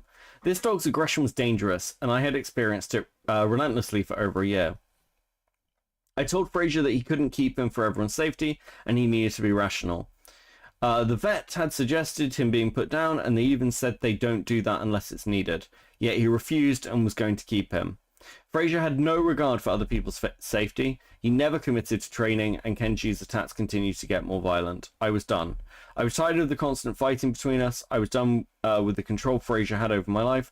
I was done living in the never-ending state of fear over a dog I shared a house with. I broke up with Fraser and travelled back to the flat. I'm not going to read the messages. I can't bother. I don't understand the logic of call-out posts anymore. I thought it was meant to be when somebody misuses their platform and influence. Now it's every relationship dispute. I think it's okay. I think a lot of them have been like relationship disputes, right? Like the Slazzo stuff is like a fucking relationship dispute, and this is going back years. Plenty of stuff that are like call out posts in multiple communities are like fucking relationship stuff. I mean, the Rakita stuff essentially isn't a misuse of platform, it's family stuff, right? Like, what else have we got? Fucking... Oof. I mean, like, a lot of these stuff that got commented on Shoe on Head was to do with relationship stuff, predominantly, for quite a while, to do with her and Armored Skeptic. So, yeah, like, I don't think it's, like, I think it's public figure. You just got to think of it as TMZ stuff. That's all it says. He would send me photos of Kenji in a room, which the trainer said he shouldn't have access to as a laugh to someone who was being terrorized by Kenji. Jesus Christ. More proof. Fuck. Porium Faust. Porium Faust. One of the origin points for the Metica forums. One of the first things, that was relationship drama. Porium Faust. No one knows what the fuck I'm talking about with Quarian Fouls, but I know. So we never made that video. Fuck it. Only completionists and Keffels were non-relationship. I mean, the Gore World's non-relationship. I guess Max, like Mr. Girl was relationship. I'm pretty sure he just wanted to fuck Destiny at that point. More proof he would. I'm gonna get an angry DM from Quinn. More proof he would ignore the trainer's advice. Kenji wasn't allowed in the bedroom, as he attacked me a few times when I would try and get into bed if he was already asleep on it. I showed me time and time again he was irresponsible with Kenji training and would make empty promises. I find these messages ironic now. Not only did he make a joke about me being abused by his dog, something he did regularly, but he describes our situation very carefully. He love bombed me and I fell for it because I was desperate to be loved. I really do understand how hard it must have been being told you need to put your pet down your pet, and that they need to go to a shelter. But Fraser made it all about himself. I had no support from him. Chris Chan can be considered relationship drama. It's all the love quest. It's all the love quest. The entire time we are now in A&E, but like, God, this hurts emotionally. Generally trying not to have a panic attack. This is from Inaba. This is 2023. You'll note he's not using the M word here. Well done, buddy. The entire time we were in the hospital for my dog bites, he was on his phone tweeting. I was having to console him when the reason we were in hospital was because of the dog bites. I needed to get treated. I think the worst part about all this is getting back and Kenji is all happy and excited to see us. Just makes it feel even worse. The worst part was going to see Kenji being happy. I don't know. The worst part for me was seeing my arm being slung like about like a chew toy, having no emotional support from my boyfriend, having to console him instead, and then being ignored for days. The struggles and experiences I had from living with Kenji left me with PTSD. I still have nightmares and have fear of some dogs. Jesus fucking Christ.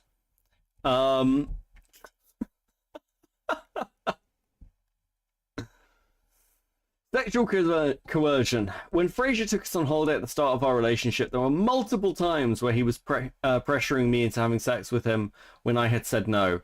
On this holiday, I came on my period, and we had sex, and it made a mess. I didn't like the fact that cleaners had to deal with bloody sheets, so I didn't want to have sex on holiday again. He kept pressuring me multiple times, even though I kept saying no. He didn't go too far, but this alone is not okay. Yeah, sure.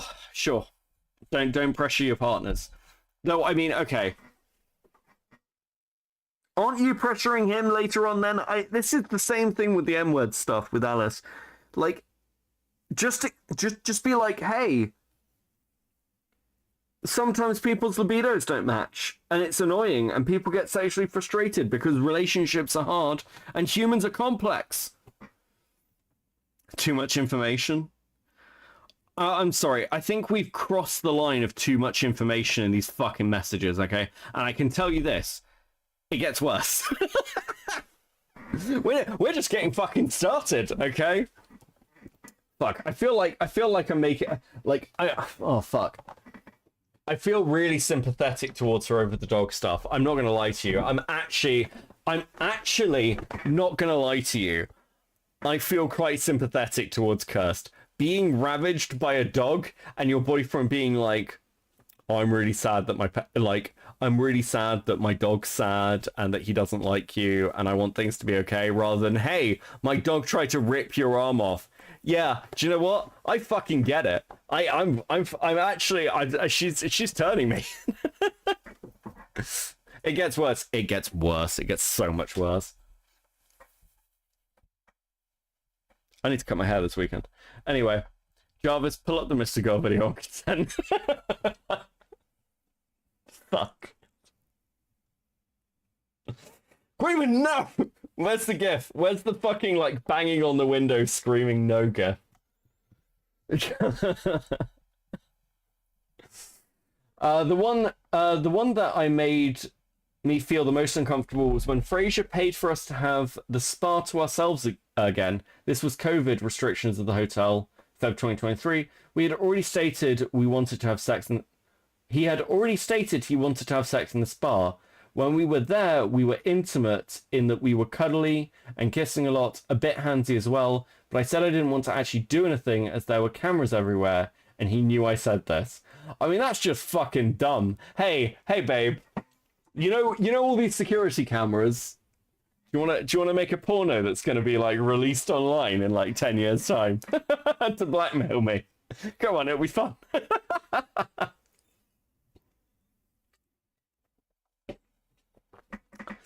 When our hour was up, I said I needed to go as they came and got you if you overstayed your time. Fraser then started constantly begging me to stay longer and rubbing my legs, saying how we should have some more fun. I got out to the pool and he was sulking, saying that I was ruining a good time and that we should stay longer.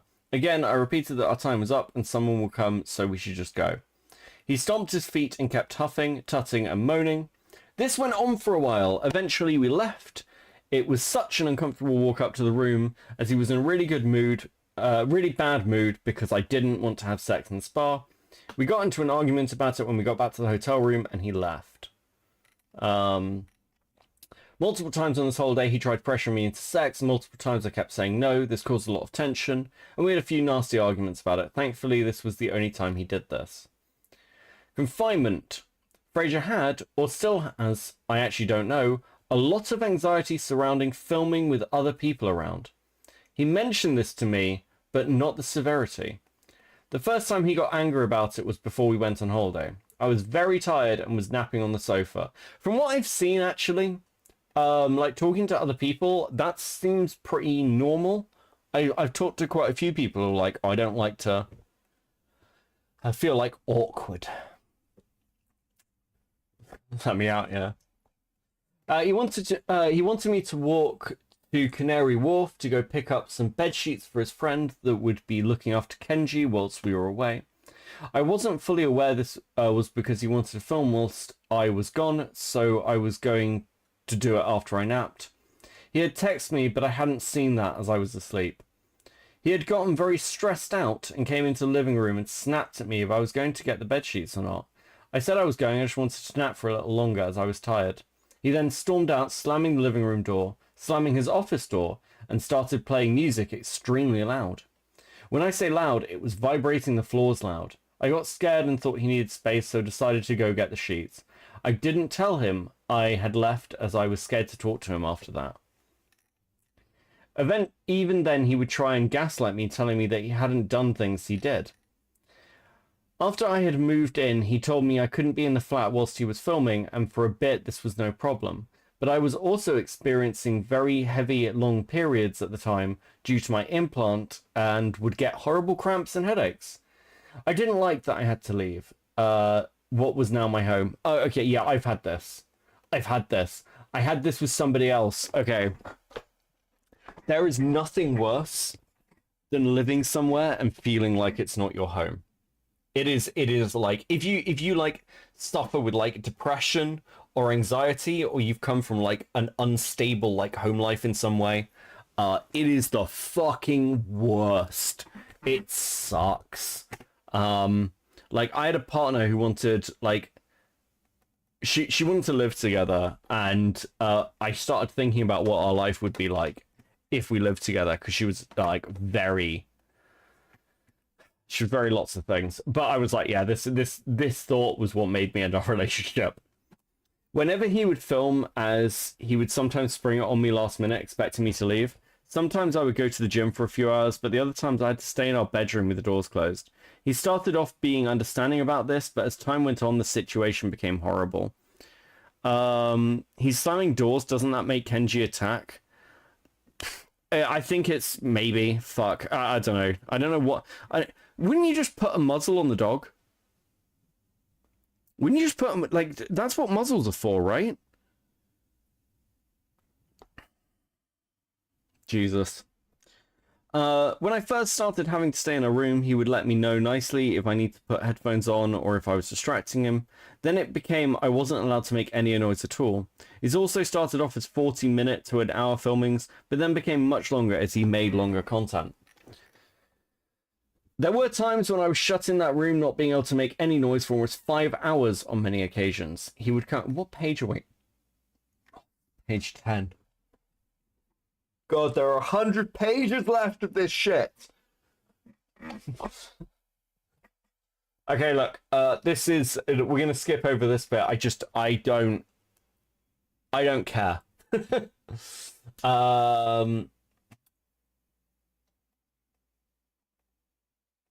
Basically, Kami, it's abusive. There we go. I can't do more. Living with an influencer is not fun when you get locked in the bedroom for hours on end so they can film. Yes, don't date content creators. We're, you know, everyone who makes content on the internet is a fucking psycho. Everyone. And don't date ginger girls. Ginger girls are crazy. I'm just gonna keep saying it. I want to think that like one of you in chat is like dating a ginger person, and right now you're eyeing your partner, being like, "Is Beckett right? I am right." You might think maybe it's the start of a relationship, and you're like, "Actually, she's really nice, Beckett. You're wrong." But you're gonna come back here to my comment section in like a month's time, and you'll be like, "You were totally right." And then you're gonna give money to me because you'll be like, "I should have listened to you. Here's a little bit of dono to apologize for not having faith in you." It's really hot, guys. My brain is actually melting in my skull. On another note, I'm absolutely miserable at the moment. I want things to be different so bad, but this is just not going to happen. On top of it, to top it all off, my eye is swollen and I don't know why. Jesus Christ. When did it become the norm to write a book about bad relationships? Welcome to the internet! Any more anti-ginger girl slander, and I'm posting the pics of your desk. Fuck off. That's... Fuck off. Fuck. One day Jenny and I are going to fall out and we're going to write Google documents on each other and we'll both get cancelled. It'll be mutually assured. This was me talking about our relationship because the arguments and how... what he would say to me, and being shut in a room for most of the time was really getting me down. Even when I weren't in London, there were bad arguments he would start over the phone. I was absolutely miserable. My weight...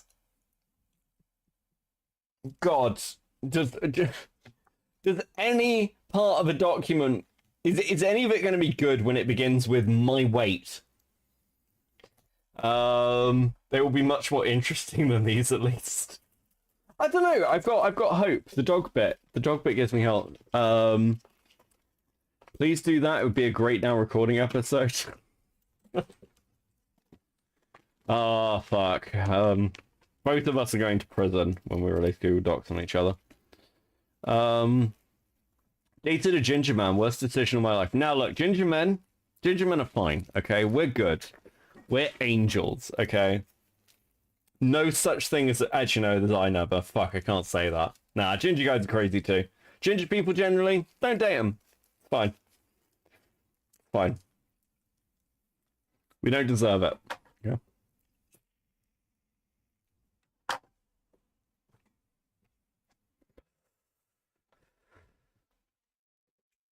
The dog bit gets my up. Yeah, the dog bit's fucked. The dog bit is actually fucked. That's a fucking lie. Thanks, Eileen. Christ. Okay. When Fraser and I got COVID in the first weeks of meeting each other, he suggested we isolate together. What a nice guy. The white man and my ginger woman. Jesus Christ. Can I introduce you to tomfoolery?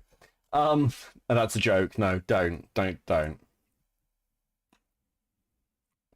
I was staying with my family and didn't want to risk them getting it due to them working with elderly people, so agreed. In this week, we grew very close and considered ourselves officially seeing each other. In one conversation, we talked about our types. Fraser said that he doesn't find fat people attractive, and went on to say that he would probably break up with me if we got together and I gained too much weight. Fucking what? Fucking what? Hey, I really like you. I think we should start a relationship, but don't get fat. Don't get fat or I'll replace you. god. Fucking, like, how desperate was this chick? Like, what kind of fucking riz does Inaba have that he's able to say this to women? That's fucking wild. Isn't Inaba chubby? I don't know, he looks kind of chubby to me. Right? Like, I'll be honest with you. Where's a picture of Inaba? Give me a second. Let me get a picture of Inaba up. Because I got sent some. And my main thought about Inaba was he looks... Inaba looks like PPP. He looks like a slightly thinner PPP. He looks like he looks like an angry lesbian. This motherfucker looks like an angry lesbian. I don't know how else to put it. Like, what else are you meant to say about this? Does anyone disagree with me?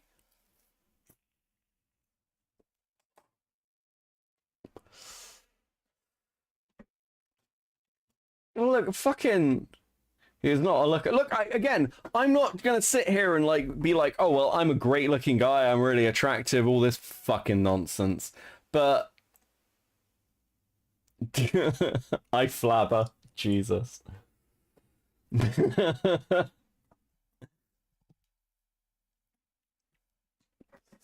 No wonder, like, I don't know what his content looks like. I'll be honest with you, I don't know. But if he, like. Be on HRT, Jesus Christ.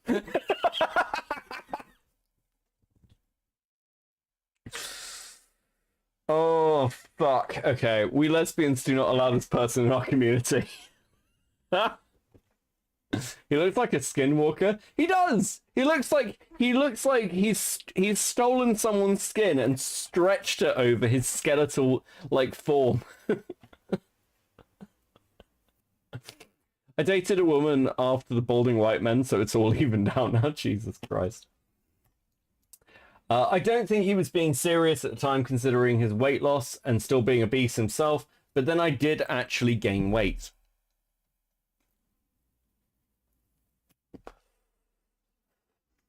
For a while this wasn't an issue, but when I got to a certain size, he stopped being affectionate with me. It started with me asking him for cuddles and him looking a bit disgusted, but still giving me one. Then it turned into only if I can play my DS, in which, that's fucking ridiculous, in which would last a few minutes before he would stop and just play his game. Eventually he would avoid my kisses and wouldn't even hold my hand when we were walking. Eventually I was begging him and crying for acknowledgement in some form of intimacy, begging in tears for a hug. This chick is not fat. How fat? No, she got a bit chubby. That's like it, though, right? That's not fat. What? He started making comments when I was eating, saying, "Sure you want to be eating that? Sure you want to be eating that?" I'm surprised she didn't fucking murder him. Motherfucker.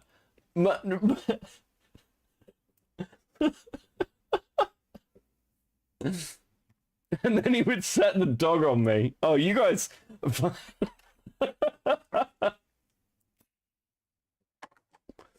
You guys are awful. I disavow. How can you say such horrific things? I'm so proud of you all.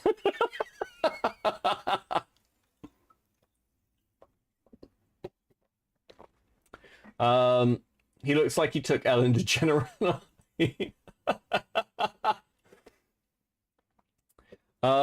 She's literally just curvy. Yeah, she's fine. This is fine.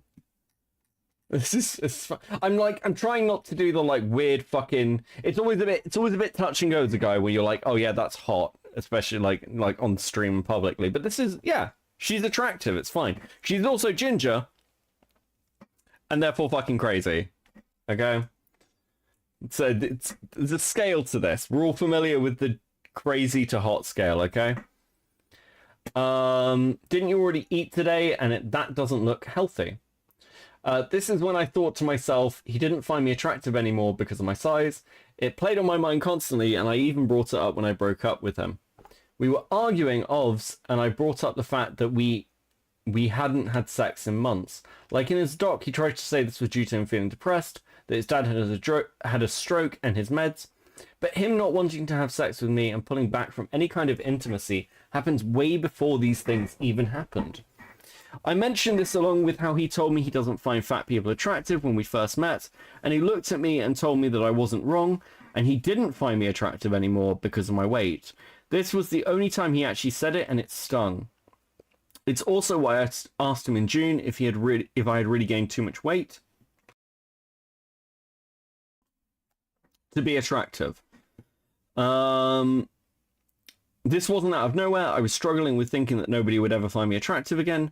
The comments about this not being a breakup sex was not me trying to pressure him to sex. I don't understand where this came from. At the time, I was very insecure, as you could clearly see, and I was just spewing thoughts.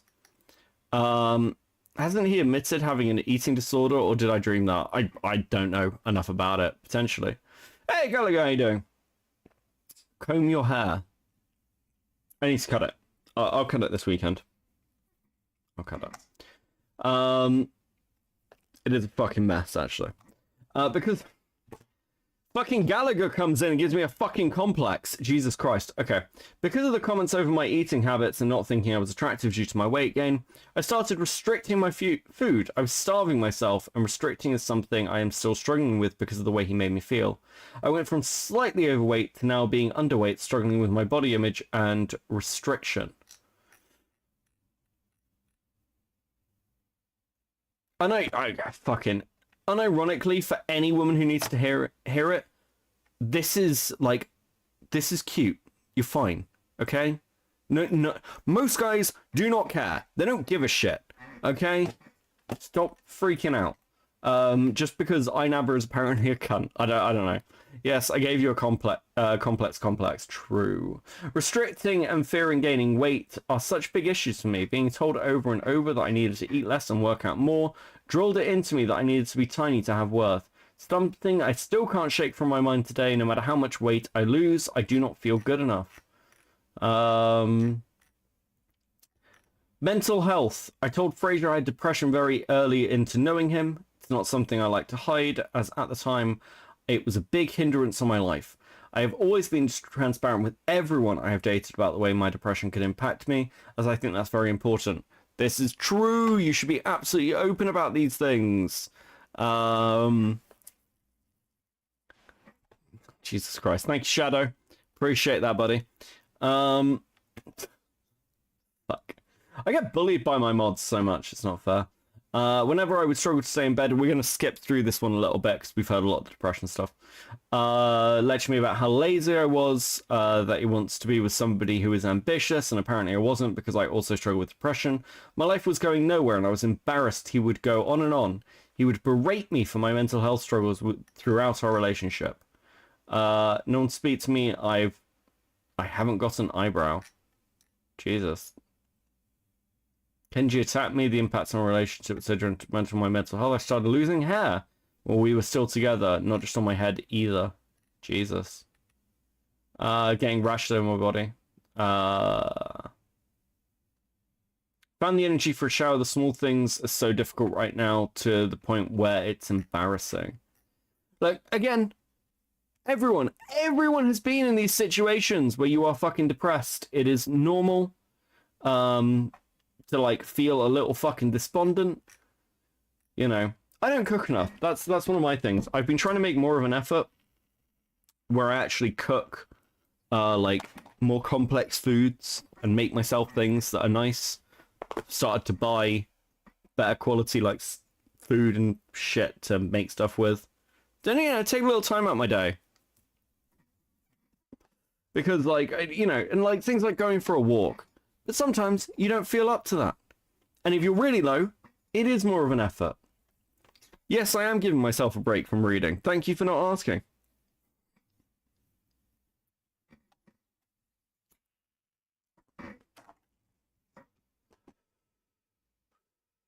Being with him was like being trapped.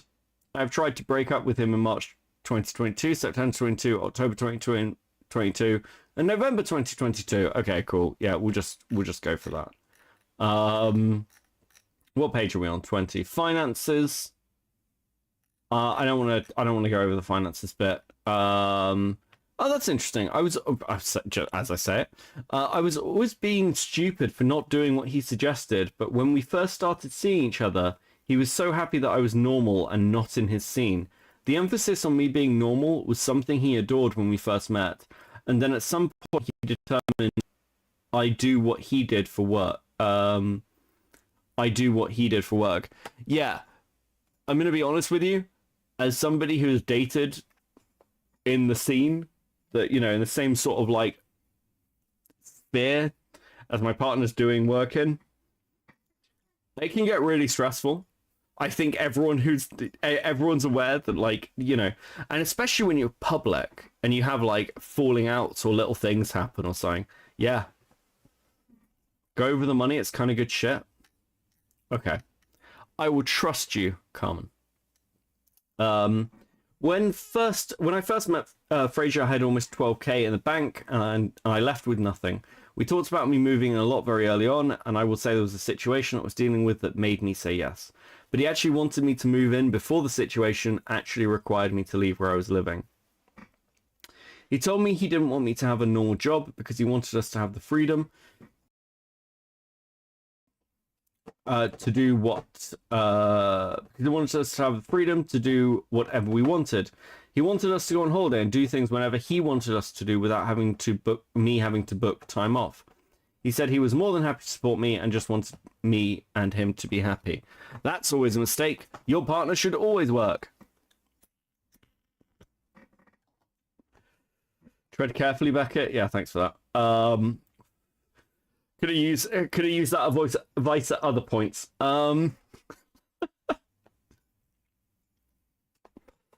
Jesus. Okay, actually, fuck. I am boiling to death. I am boiling to death here, and I'm actually fucking suffering. So I'm going to put on a song for like 2 seconds while I go and find something to wear that is not a fucking hoodie, because otherwise I will boil to death on stream and die. So bear with me a second, because I am uncomfortable. Let's, what should I play for you? Oh, so just for awareness for anyone who was here for the start of the stream, that was Charlie Chaplin Ain't My Son by Billy Cobb, which I've been listening to non-stop. I really like it. What else we got? What am I feeling? What am I feeling? Let's go Ballad of Smoking Joe Rude Boy. Fucking title. I'll be back in 2 seconds, fuck it. Let me tell you a little story about a man a long time ago. He was the quickest draw in the Wild West by the name of Smoking Joe. Hey, Smoking Joe hit the floor, but he didn't own no six gun. Let me tell you what he do. When the varmint rode into town, he shoot him down with a big fat fuck you. Smoking Joe, rude boy. Let me make sure I heard you right. $7.50 for a loud short cappuccino. Let me get my one. Fuck you, Smoking Joe, rude boy. Let me make sure I heard you right. Even though I'm not with Amazon, you're calling me to tell me that my profile has been hacked. Fuck you. And so Joe held the law in the town in which he lived. Yeah, only stupid motherfuckers would talk shit around Rude Boy with his whiplash wrist. Go again now. Leroy Two-Gun Jenkins thought that he could surely win. But before Leroy could blink, he was told to sit and spin. Why don't you take it for a ride now? The Mongoose Mountain Gang played dirty with a 20-man crew. But tales are told that Joe grew 18 arms that day as a gift from Vishnu. And as he rose in fame, every quick draw outlaw came to the man they heard, whose fist would burn when he flipped the bird.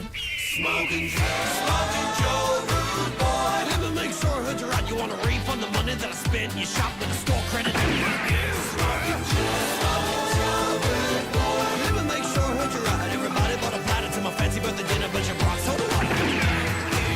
They got their name because his finger burns hot like the sun, and leaves you smoking when he's down. It's just as well that Joe was fast as hell, cause he every Joe he won a mugshot. Joe knew that they had a literal gun. I know that they're packing heat, and I know that they know that I'm the man to beat. But when I step onto the street with a jingle in my feet, they know that I know that they know that they can fuck themselves. Some say many years ago, before Joseph Rude Boy was Smoking Joe, he had a wife, her name was Bo. Bo was with child in a happy home. But into town an outlaw came who wore a velvet cloak like a blood stain. Now Bo didn't like Joe using no gun, so Bo told Joe to fucking run. You gotta bring back hell. Run fast,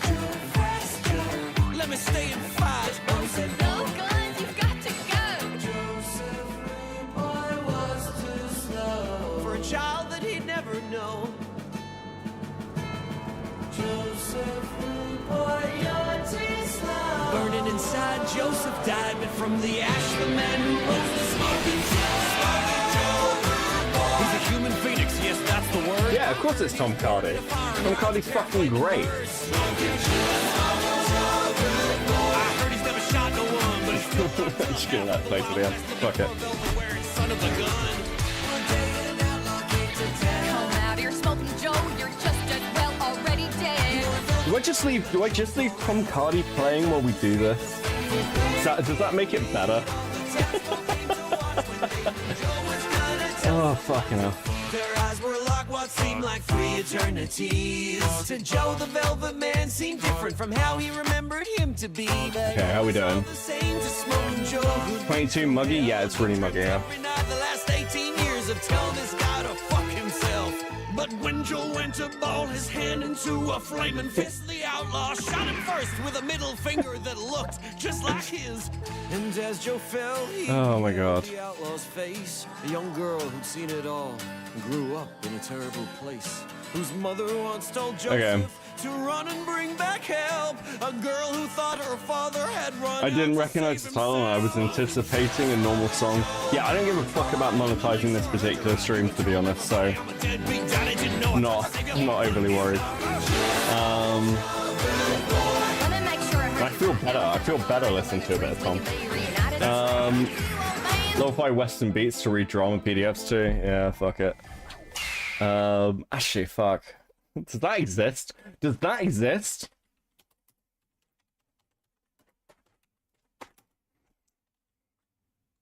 Western sunset chill music. What the fuck is this? Die Happy Man lo-fi? Oh my god, maybe there is. How long is half this shit?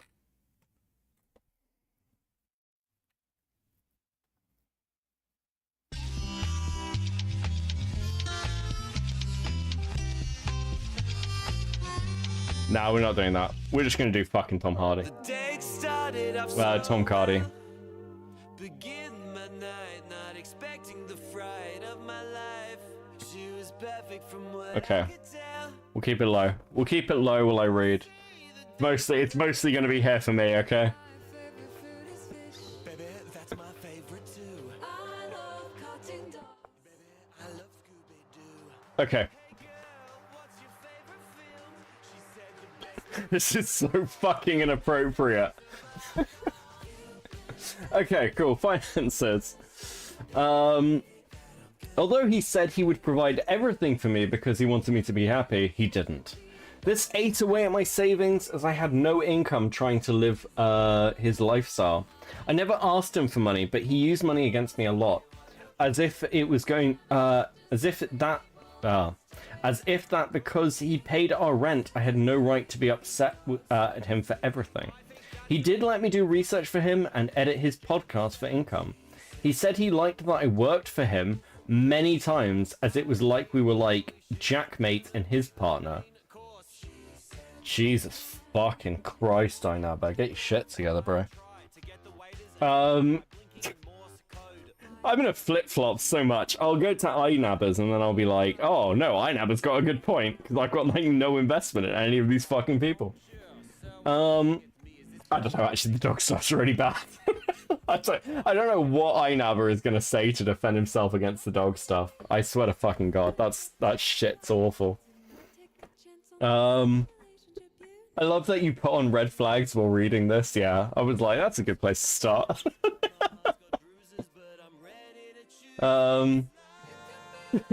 Lagover, yeah, Inaba's involved. Inaba's involved. He's going through his own little fucking mini cancellation crisis. Oh shit. Right. Oh, okay. He wanted me to start streaming. That's a fucking mistake, let me tell you. And for us to make content together, something I wasn't fully on board with at the start because I'd never done anything like it, and spoke about how I doubt it was a good idea, as I wouldn't make money from it or had the confidence. He said a good few times, look, you're a woman, you'd be fine. Like the like floor for women is much like higher than men, the ceiling's much lower, generally speaking. Women kind of like get like the initial boost from just like, oh, you're a girl on the internet, but like getting taken seriously is a lot fucking harder. No hate, just the way things are. Because I can see Xylee viciously typing in the comments. She hasn't posted anything yet, but I know she's doing it. He boasted about how he had made other people's careers online just because of associating with him a lot. It's an interesting statement. I never did start streaming as I didn't want to, so I stuck to working with him off screen. In an argument about money, he once had a go at me because I was being stupid for not doing what he suggested, and that I would have been so lucky because I wouldn't have to work for followers because I had him. I was always being stupid for not doing what he suggested, but when we first started seeing each other, he was so happy that was normal and not in his scene. The emphasis on me being normal was something he adored when we first met, and at some point he was determined I do what he did for work.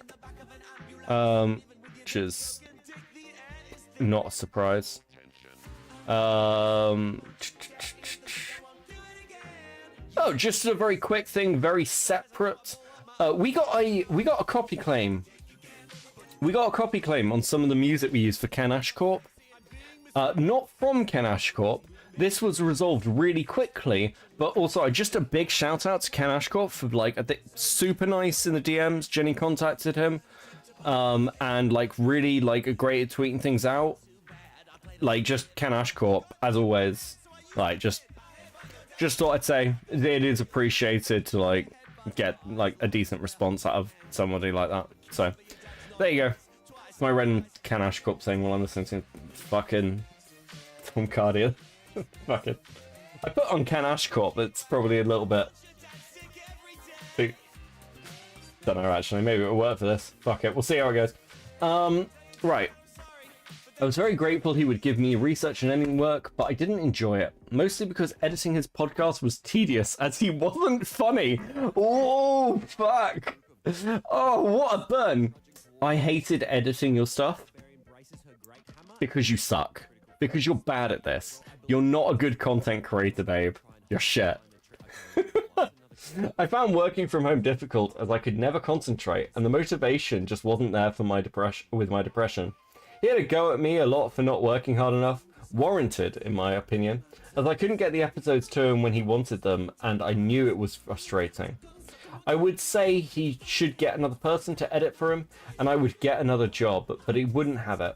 He liked how I cut up his pod and said that no one else could do it that way, so he wanted me to do it regardless if it was late. As this was my first time editing, I had no experience or knowledge. I just don't think that was true. He just wanted me to work for him. I eventually did get a job that wasn't to do with him, as I had enough with the arguments about money and wanted to know for myself. I was excited about it, even if Fraser was happy about it at the time. Then, not so much. Wait, I never had 1 mil? I never made, like, crazy amounts of money, yeah. So it wouldn't surprise me. Starting to think this guy has a bit of a petty streak. He's a YouTuber. All YouTubers have petty streaks. Even me. I can be so fucking petty. Right. He started telling me that he didn't like not seeing me as much, and that my job was putting a strain on our relationship. No, not the dog biting him. It was totally the job. He said that me having a normal job wasn't good for us, and brought up the freedom of being able to go on holiday if we wanted to, like he did when we first got together. The fact he would only see me briefly at night and me having 2 days off wasn't something he liked. Less than 2 months of having a job, I quit because I was worried we would break up, and he again painted this wonderful picture of the life we could have if I went back to working for him, and then I was back to being fully reliant on him once more. It's a little bit fucking controlling there, isn't it? I was trying to work on my editing skills so that I could work for other people and potentially do my own stuff. but I never got that far before we finally broke up for good. When I broke up with Frasier, I was looking for a way to move out entirely that week. Okay, this one is actually like not easy to read. Easy to read to. In fact, maybe we'll go Ashcorp. Comes into the room looking for his car keys. I don't say it yet. We'll do that. Yeah, fuck it. More for me than for you guys anyway.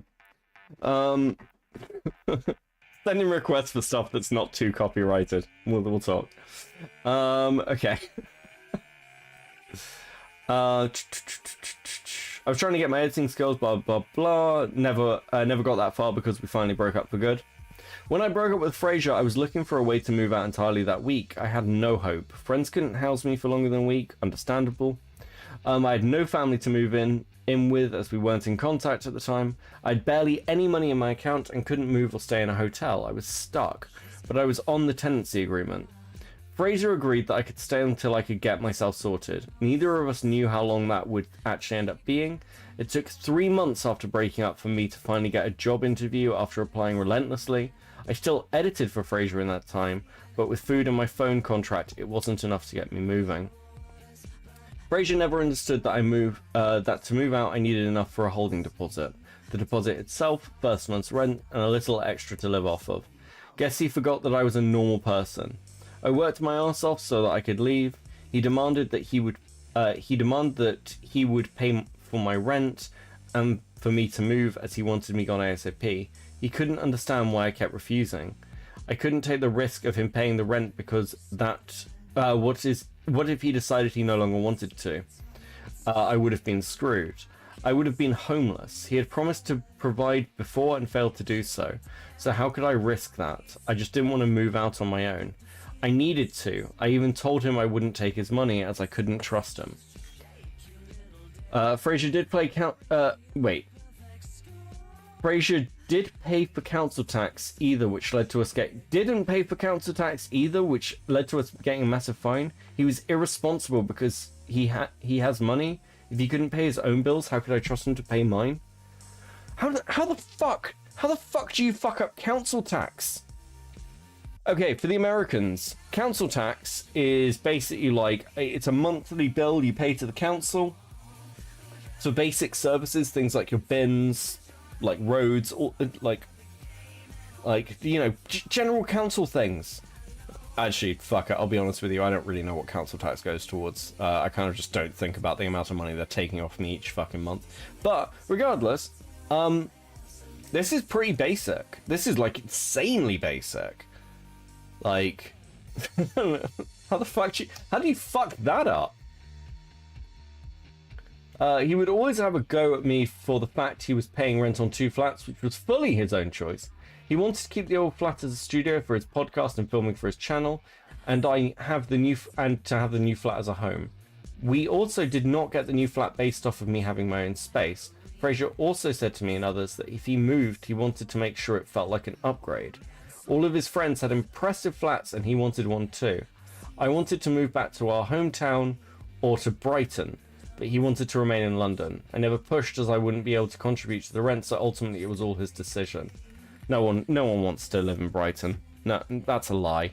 That's a fucking lie. No one wants to live in Brighton.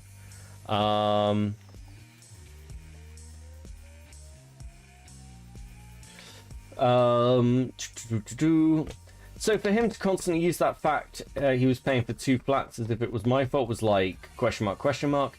He always used money against me, constantly reminding me that I would still be in my bad situation if not for him and that I should be grateful. Isn't it very interesting to hear some overlaps here with Alice's document, I will admit. Okay, cool. Fucking hell. The breakdown Frasier claimed to be having was actually him shouting at me non-stop for 40 minutes. Blah, blah, blah, blah, blah. I want to find one other thing on this. Where is it?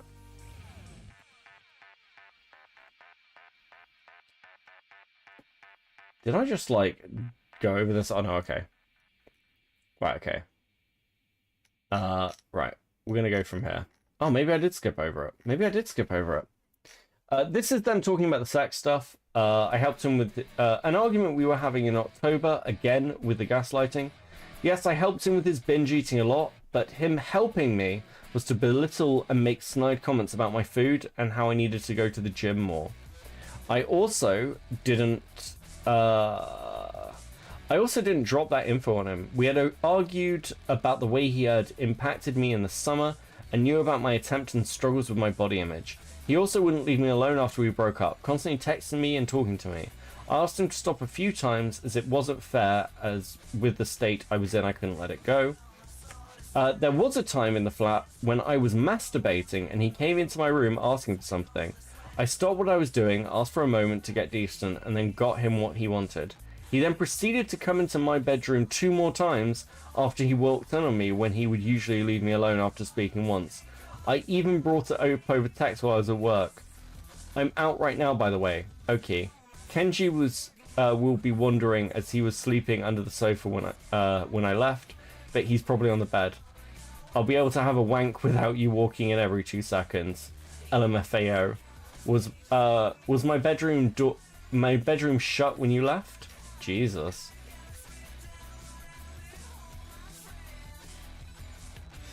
That's pretty fucking awkward. Okay. Okay.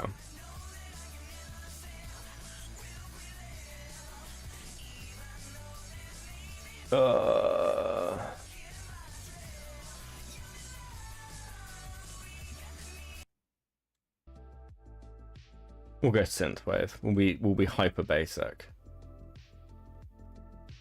Otherwise, this is going to be just me showing you different bits of music that I fucking listen to. Third is too much info. This is too much info? Yeah, okay. Yeah, it is. It definitely is. Okay.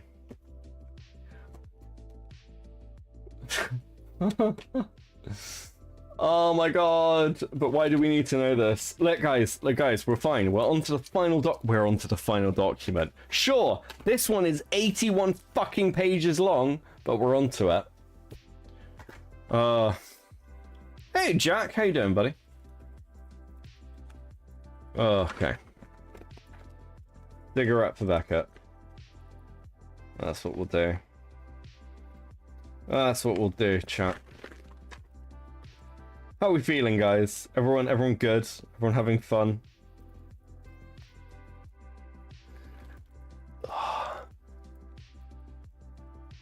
Too much info? All of this is too much info, yeah.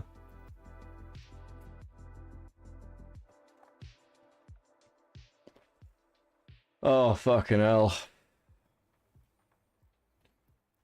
I don't know how we're going to treat this particular document because it is very, very long, so it's unlikely that I'll get through all of it.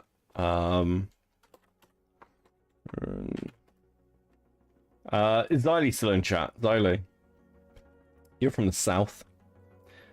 3.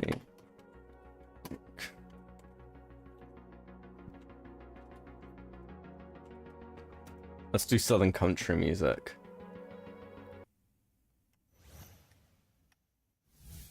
Oh, let's not do this. It's got a fucking horrible fucking intro thing.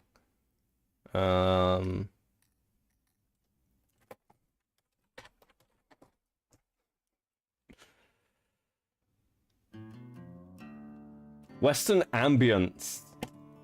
That's the tone we'll go for Inaba. Western ambience.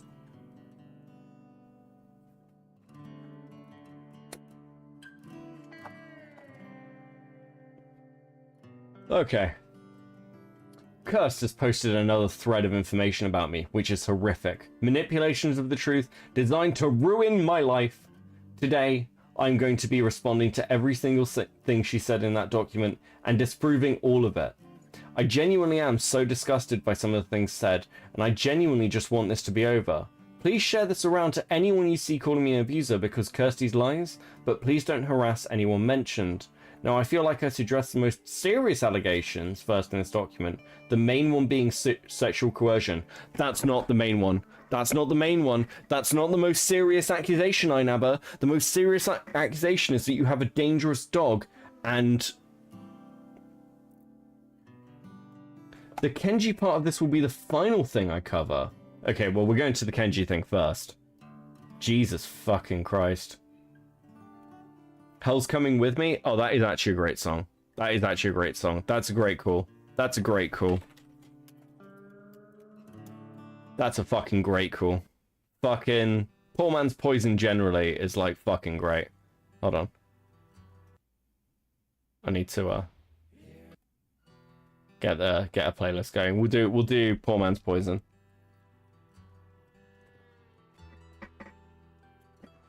Kenji's on the loose, be careful, Becca. Yeah. Fucking...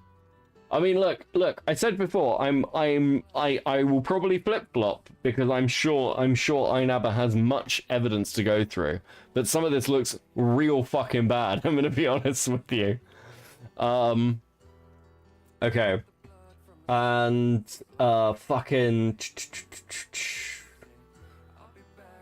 So, okay, before we do anything else, one thing that's kind of sticking in my mind while I'm reading this, because I keep thinking, hey, you're a YouTuber, why not make a video, right? And part of the reason, I think, is something that I heard Boblax say last night, and it's like stuck in my head now. Boblax was talking about the pyrocynical allegations, and the fact that Pyro put a lot of that information out on Reddit as like his medium, because he thought about like which audience was going to receive it and how they'd receive it. And I wonder if like a similar thought process is in Inaba's head. Like, he doesn't want a video out. He doesn't want to respond to this on camera.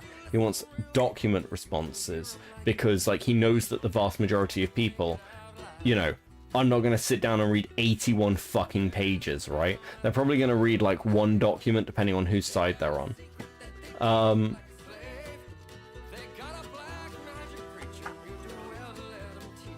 Okay. I really like Poor Man's Poison, they're a great fucking band. Well, she was his editor, Lamau. Right, okay. I don't care about the sexual coercion stuff. Okay, I should rephrase that because it's gonna get me fucking cancelled. I think all of this is real fucking weak. I think it's real fucking weak. I think this is how couples are. And if anybody was honest for 5 seconds, I've had conversations where I've not been in the mood, and a partner has been like, "Hey, do you not find me attractive?" And I've been like in the mood where I'm like, "Hey," and a partner's not me. We've all had those fucking situations. I don't fucking care. So, let's go to Kenji. It's a really great song. Yes, it is. Go to the dog.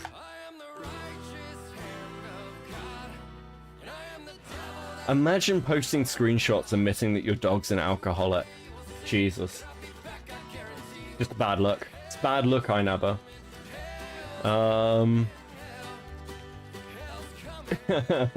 Sorry, I've got one comment here that just made me laugh, which is Inaba remembers that a video didn't save Slazo.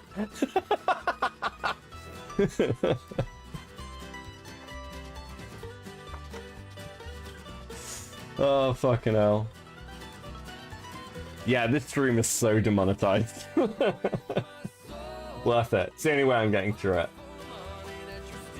Fucking hell. Kenji's at the end, but like, holy shit. Mental breakdown I had in the flat. Where's the Kenji bit? Kenji, okay. Look, it's worth the demonetization, guys, okay? It's alright. We've all eaten well.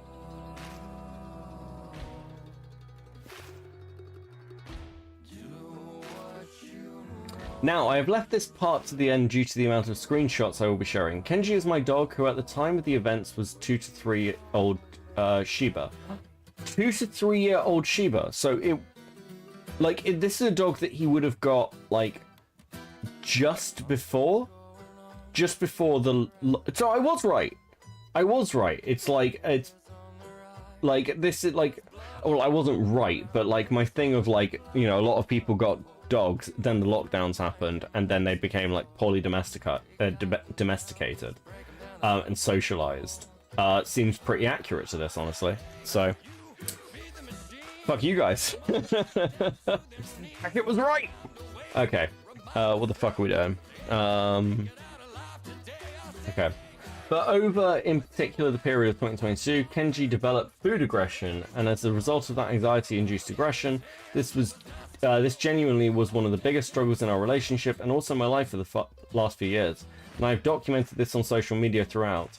I never hid Kenji's food aggression because Kenji's food aggression did start to receive training from a dog trainer, which is like evidenced here. If I could pay extra, could you come earlier? Okay, but it's not just food aggression, right? But honestly, I'm not really sure how Kenji's food aggression came to be, but the first incident with Kirsty described is true. In March, she was making his food and Kenji was barking, which was a typical thing he used to do. I thought that this was him being excited about the idea of food coming out. This is when he bit her leg, and this was an absolutely horrific situation. I'm not going to take away from Kirsty at all that this was genuinely awful, and as she said, I apologized to her. Shortly after this, Kenji did get more training, which I updated on social media after the trainer praised Kenji. Kenji saw an expert in his food aggression today, and he did very well. The guy said he was one of the best clients. Everyone say well done to Kenji.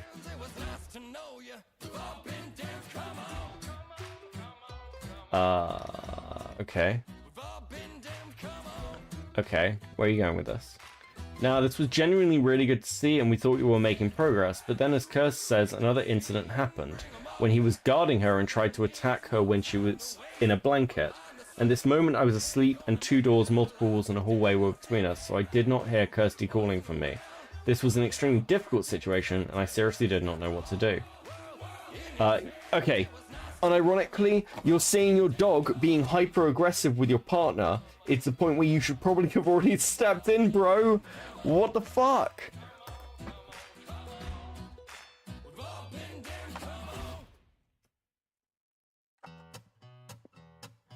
In April, March, I decided enough was enough, and I decided Kenji needed to be rehomed to someone who could cope with him better. I felt like I was really unable to do anything, so I went into an aggressive dog rehoming group and asked if anyone would be willing to adopt him. Kirst shortly prompted me to delete this post, and I understood this came from a caring perspective. She didn't want me to get rid of Kenji for someone I knew for 3 months. I will always be grateful for this. Now, whilst this was a terrible time for Kirst and me, there have been even more manipulation of truth in this part, and I want to clear that up right now. Okay, this is like a post screenshot from Kirsty. I didn't read through it, but it's basically, well, I think I did read through it. It's basically Kirsty was making the claim that he was using this to like fucking mock her or as a joke to show Kenji was in the room. As you can see, Kenji was on the bed, and this was a rule broken, but this was a rule we both regularly broke multiple times, which Kirsty's own Twitter account shows. Hold on. But is this after, like, Kenji, like, bit her arms and she had to go to fucking hospital? Where's the hospital posts? Is this after this? Like, she goes, okay. Kenji versus Sock. This is Kenji on the bed, photos taken by Kirst. There were moments we both... Okay, that's March, but this is March 21, 2022. When was this? Hold on a second. Bear with me, guys. I just want a timeline for this, because no one gives good timelines. Okay. What the fuck are you talking about? Okay, this is March 21, 2022. Bear with me. I know this is fucking like brain numbing, but the hospital stuff happened in April, right? Her claims about like that other screenshot for like the dog being used. Fuck was that? So this was after the blanket thing. This was after the blanket thing, where like she was saying she's uncomfortable with like Kenji being in the bed because the bite happened here, right?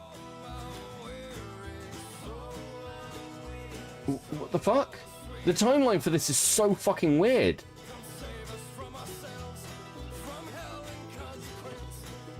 I don't think this is a good defense at all. I think this is really... You need to... Okay, Inaba, Inaba, like, I'm gonna drop the veneer of internet shitposter for a second. You need to present a really fucking clear timeline if you're gonna defend yourself, because this is fucking so bizarre. You can, okay, someone just said you can see the 2023 screenshots and those timestamps and those messages. You're right. Yeah. This is much fucking later.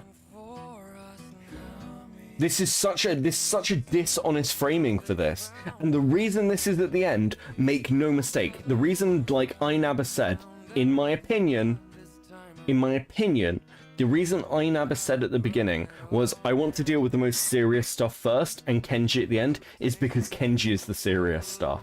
This is actually like really fucking damning. It's really bad. Holy shit.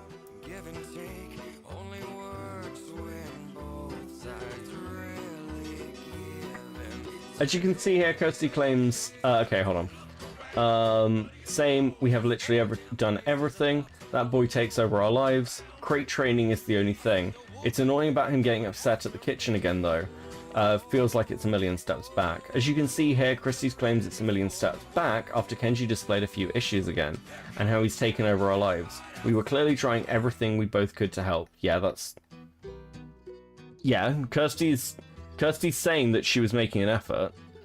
I keep calling Kirsty, it's Kirst, isn't it? Kirsty's saying that she's, like, making an effort in her post, like, she's trying to, like, interact with the dog and, like, care about it because she's, like, in love with you and wants to do that because it'll make you happy. He was apologetic because it ran off and attacked my dog only because he was training it. It's not his fault, and he is clearly a good owner, as I always see him training his dog. Dog shouldn't be off the lead if it runs off and attacks, though. Only person who got injured was me, haha. But there were instances when Kenji was attacked by a larger dog when on a training session. As you can see, he is wearing his training lead in this photo. This was what the trainer at the time recommended. But we think we were getting somewhere because the trainer actually did start to, training actually did start to help, and the advice he gave was to implement onto Kenji actually did start to display results. Okay. That's not against Curse narrative.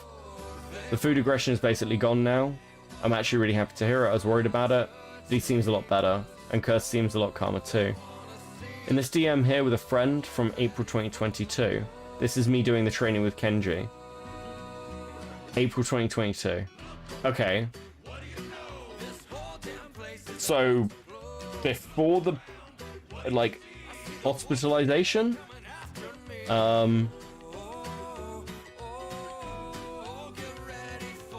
This is actually this is I don't know whether I'm just sort of like turned, like, I want to be like really clear because this drama's like a fucking mess and probably doesn't matter, but like at the same time I'm like, okay, reading through this, yeah, this bit, everything else is like couple stuff, but this bit is like actually kind of really fucked. I think me and Kirsty at this point genuinely thought we were getting somewhere with him, and after this there were really no moments until the one in 2023. Yes, he still clearly had anxiety. In 2023. Okay. In 2023, yes, he still clearly had anxiety and was not allowed in the kitchen due to the fact for being reason. Kenji developed a fear of kitchens. Due to the fact for some reason Kenji developed a fear of kitchens, but it was clear progress was being made.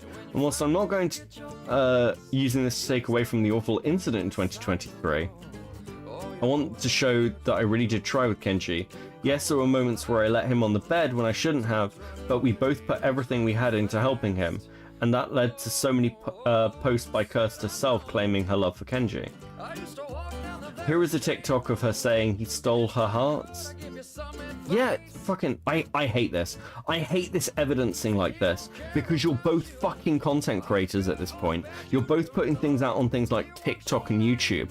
Obviously, people lie about what their lives are like online. I'm not fully, like, I'm probably more open about what my day-to-day life is like, like, and how I'm feeling and my emotions than I should be. I don't present like a perfect fucking image. Like if I'm pissed off about something that's going on, or I'm like, oh, I have to do this, or I have to dig up the fucking garden, I'll talk about it on stream. But like most people don't do that. They're like, oh, this is the perfect image of my life, because that's what they're selling. They're selling a product. They are the product. He stole her heart, literally. Jesus Christ. Here are more loving videos. Okay, sure. This doesn't go against the narrative.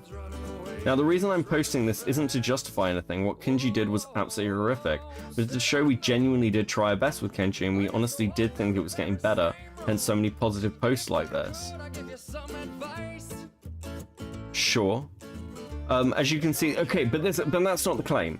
That's not the claim. This is a moving of the claim. The claim is that Kenji bit your partner, and you were posting about how sad you were, like, and she had to console you.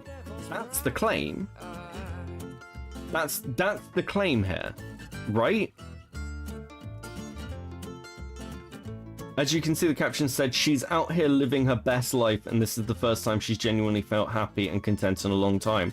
Oh, a depressed girl posting that and not meaning it and trying to present an image online? Colour me shocked. I've never fucking seen anything like it. First time. Fuck off. Come on. This is just so dumb. Even more TikToks in July 2022 stating Kenji is her son, and the caption is a joke about just wanting to talk about Kenji. This is fucking retarded. What the fuck is this? Is this seriously your fucking document? Hey guys, listen, I know that my partner at the time was violently ravaged by my dog, but can't you see these fucking TikTok posts? What was she wearing? Was she asking for it? I'm just trying to show you what things were like. I never, mate. You've been doing this for years. And this is your fucking defense. Oh fuck, I thought I was gonna... Look, there probably are other things in this document, like around the financial stuff, around the holiday stuff, around other things, like the coercion stuff, like about, like, the depression and the moving out, that I would fully be like, yeah, it's a messy relationship thing. But this is fucking wild. This is actually insane. Oh my god. Again, this shows that literally this document section is literally him going, but she liked Kenji. But she liked Kenji and Kenji liked her. We couldn't have known. This dog bit multiple people. It was an aggression training. Her claim is that you backed off from the training. That's another claim. And as we keep moving through these posts, I'm not seeing Inaba being like, here's the evidence that we continued working with the trainer. Here's the evidence that we were working with the trainer right up till 2023. We were doing it constantly. We weren't, because this post up here, where is it? This one. His food aggression is basically gone now. I'm actually really happy to hear it, blah, blah, blah. This DM was with a friend in April 2022. You're talking about an entire year before the fucking incident. This doesn't disprove Cursed. This actually, like, almost feeds into her narrative. I'm not saying it's right. It's just this is, like, the worst way to present this. And, like, everyone knows it's actually physically impossible to smile or act happy while you're in a depressive episode. This is... this is so retarded. Holy fuck. As you can see, Kenji had gotten to the point of being able to be happy around other dogs, indoors and outdoors off the lead. We really did think progress was being made, and this came from all of the training and determination we put in. Now we get into the incident in 2023 when Kenji bit Cursed again. And this was just an absolutely awful incident. To this day, I hate to look back on it. It's just such a horrific thing. But again, in this document, it's pinned on me like it was almost my doing by stating I slammed the door. This was not true. While I do remember being annoyed at work, this would never usually cause Kenji to react in an aggressive way. He usually gets very anxious when he hears storms or even rain. But what I remember is hearing Kirsty shout and running to the room to find Kenji. He usually gets very anxious when he hears storms and even rain, but what I remember is hearing Kirsty shout and running to the room to find Kenji biting Kirsty's arm, and I ran and pulled him off her. We then went to A&E and Kirsten mentions that I was on the phone tweeting whilst consoling me. Okay. Okay. I want to pay real close attention to this fucking section, okay? This has been a lot of me laughing at these two fucking retards, but I want to pay real close attention to what Inaba's doing here, because this is interesting. But again, in this document, it's pinned on me like it was almost my doing by stating I slammed the door. This was not true. While I do remember being annoyed at work, this would never usually cause Kenji to react in an aggressive way. He usually gets very anxious when he hears storms or even rain. That's irrelevant. Was it raining? Was it storming? I don't know why you'd include that, just to be like, what the fuck? So you were like annoyed. You were doing something. You completely skip over where you were and what you were doing previously. You jump to like her getting attacked. And then you like pose it as her shouting, but she's shouting because he's biting her. Okay, so this is like the tweets. We've read these. The thing is, me and Kirsty were both tweeting at this point. I was in shock, and we were sat in A&E waiting. Because Kirsty made tweets, I wanted to alert people about what was going on. You're posting about Kenji, though, not your girlfriend. That's the accusation, dickhead. This fucking... I hate these fucking people, because they do all this kind of woke, caring nonsense that they don't believe in. Because if they did, you'd recognize that the dog is actually not the priority right now. I know I'm gonna get... I know there's gonna be people who are like, oh my god, doggo, though. But, oh my god, though, the person who's just been attacked. Like, seriously. Obviously. Any normal person does that. The thing is, me and Coast were both tweeting. Thank you, I feel so deflated now because I had a bunch of people blame me and say I'm the cause, like they know Kenji personally or how we deal with him. Most people have been kind, but oh my god, does it start getting blamed when I'm not the reason? Which I believe, because people will do this thing of like, oh, you got bitten by a dog, what were you doing? I know people mean well, but the amount of people who have said we need to get Kenji a behaviorist and try him on medication is infuriating because we've done all that. Makes me feel like people don't think we've done absolutely everything we can to help him. Kenji randomly attacked me while I was in bed on my phone. I've got 20 plus punctures, but those are the worst 4 are the bloody ones here. My whole arm burns and it's throbbing. I got a tetanus shot last year when he bit my leg. Do I still need to go to hospital? I don't know what to do. Yeah, you needed to go to hospital. So actually, hold on. So you were tweeting with before you were even in hospital. Before you were even at the fucking hospital, you were tweeting. Inaba only started tweeting when you guys were already at the fucking hospital. This is apparently the first one. Maybe I'm wrong. Maybe I'm not scrolled down long enough, but we are at A&E right now. Thank you for the 2, Ellington. Turn that dog into Chinese food, Jesus Christ. Am I going fucking crazy? I feel like I'm going fucking crazy. I feel like I've broken a headphone as well. Might have broken a headphone. Fuck. Okay. Such is life. Oh, Christ.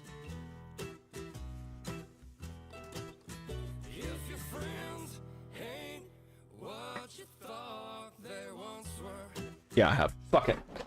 What were you wearing when the dog bit you? I'm so annoyed that one of my headphones is broken. I'm annoyed. I'm gonna blame Inaba for that. Inaba, buy me a new pair of fucking headphones. They're £14 from Amazon, and I really like them. To be fair, this is like the 3rd pair of these headphones I've owned. They don't last very long, but they are good. That's my narrative now. Inaba owes me £14 for a pair of new headphones. Fuck this guy.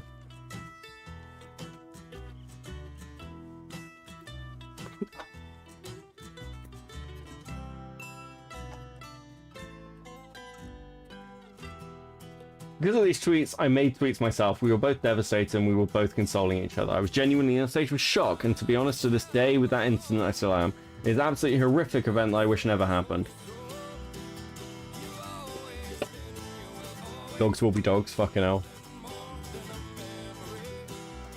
I called up the vet, but I thought it would be appropriate for her to speak and tell the vet everything about what happened. The reason I thought this is because this was a serious event, and obviously the conversation surrounding getting Kenji put down was now happening. I wanted this to be done properly, seeing as Kirsty was the one who it happened to and I wasn't in the room. I felt it should be Kirsty to tell her story because I was in the other room. Are you fucking kidding me? It's your dog, bro. It's your dog. Fuck. Do you know what? We're gonna change this to a band I really like. Really, it's similar to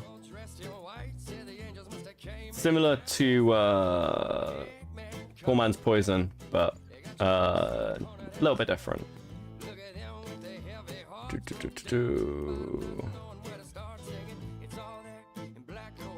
Where is it? Yes, I do need 5 seconds before I piss myself off more.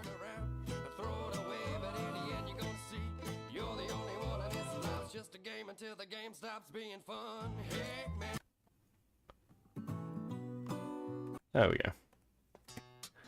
This is Martin Harley Band. You choose if the dog dies. Yeah! You choose if the dog dies or not. That's exactly what this feels like. Fuck's sake.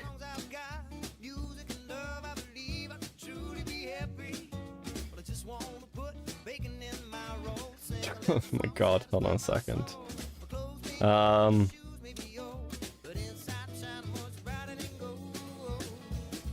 Okay, right. But I thought it would be appropriate for her to speak. Okay, there we go. I wanted everything to be completely accurate, and also I didn't want to just instinctively just try to think of ways to defend the actions. Jesus Christ. This was a horrible time in my life, and only a couple of months before I had lost my dad to a stroke. And thought of losing Kenji too was very hard, so I wanted to do it properly. Might sound confusing, but I just really thought it best to get Kirsty's story to the vet, and not a story that might be not be 100% accurate, as I wasn't there. I'm going to be honest with you, I have absolute fucking sympathy, genuinely, for Inaba's family stuff that he's talking about, that losing a friend. I fucking get it, and I also having to put a pet down is fucking awful. I remember dealing, my mum had a cat, and I had to work out what to do with this cat. Now I managed to get it back to the breeder, but it was fucking awful because people are Siamese cat bonds with its owner. This cat was in fucking pieces. Also didn't like guys. Very sad. Very sad. I'm gonna say the same thing I said about Alex. You get on with shit. Just a fucking reality. You have my sympathy, but your dog fucking attacked somebody. I don't know what to fucking tell you.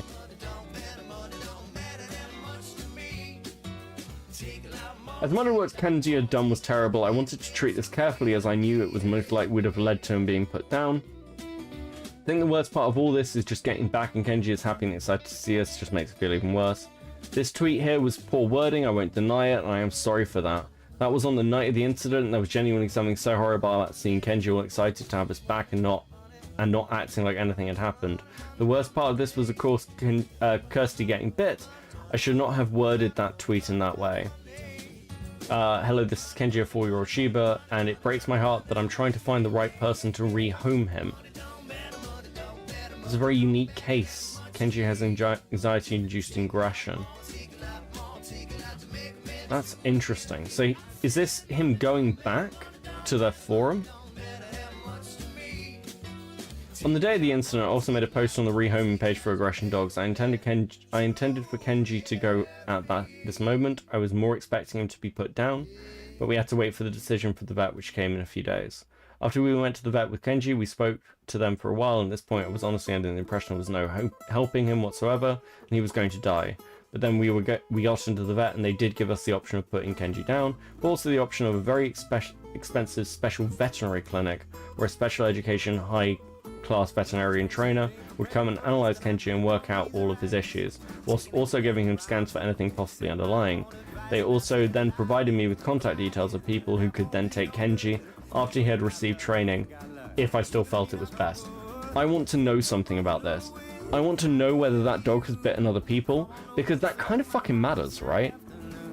Like, right now, again, this is all in the framing, because this is bad. This is bad. Like, again, little channel like me, covering it doesn't fucking matter. I'm not even an accountability channel, so I don't give a shit.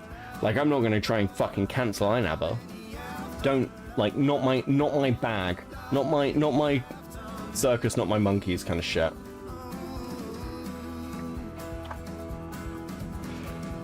But this is very focused on the incident with Kirsty, and Kirsty's claim is that Kenji has bitten other people. Now, I've heard that in chat tonight as well, which is another interesting little one, because if that's the case, then why does it have to get to this point? It's because Kirsty got really fucking injured. Like, that's not a little thing, that's a serious injury. I absolutely feel bad for Kenji, he didn't choose to have a negligent owner. Train your dogs. Train your dogs properly. And honestly, at this point, I started to think that maybe there would be another chance of life for Kenji. Somewhere better he could go, where he would be in an environment that would make him happy. Oh my god. Inaba is basically talking about how Kenji got sent to a fucking farm. And with this offer given to me, I absolutely could not put him down. I had multiple people tell me it would be irresponsible just to put him down in that moment, knowing there was a chance of life. And also had the idea that instead of Kenji living with me in Kirsten flat we reside in, he could live in my office, which was only round the corner from where we lived. It was our previous home converted into an office, and because of that, I knew he would have a comfortable living whilst having his training and then eventually get rehomed. Kurt was angry with me because I gave her the impression I was going to go get him put down, but also in that time period, I was very depressed and not knowing what to do. I tried being there as much as I could, but going in one room and seeing my dog I thought I was going to kill, and then Kirst, who was dealing with so much, it was just horrible. This is fucking ridiculous. Look, I'm not going to argue with you over this. My reasoning is not having him put down was a moral conscious decision. The vet gave me multiple options, and after speaking to them about the cruelty of the places, she told me they'd not like that, and explained a lot to me as she has a personal experience there. I told you that he wouldn't be in your space. Giving me multiple options, and after speaking to them about the cruelty of the places, she told me they're not like that, and explained a lot to me as she has personal experience. I told you that he wouldn't be in your space. He'd be in a different building until he's gone. And if he isn't gone, he would be put down anyway. But you don't want that, and fair enough. I don't know why you keep acting like I'm keeping him when I'm not doing that. He is nowhere near you. But this is my reasoning. It was a much more difficult decision in my eyes than the easy route of just killing him. But I would not be able to live with myself if I didn't try my best to find the right spot for him. I'm sorry if I emotionally don't deal with things the best, but it's not really an easy thing, and then being given the chance in the 30 minutes of either killing my dog or remaining with you, without regard to other stuff, that also made it hard. So I'm sorry you disagree, but that was my choice.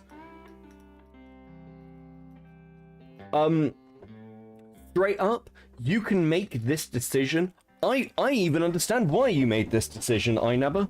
I get it. But you can't sit there and be like, Kirsty is a manipulative liar who's, like, misframing things, when actually it seems like Kirsty's framing of stuff is completely fucking accurate to what happened. You're just putting a nicer spin on it.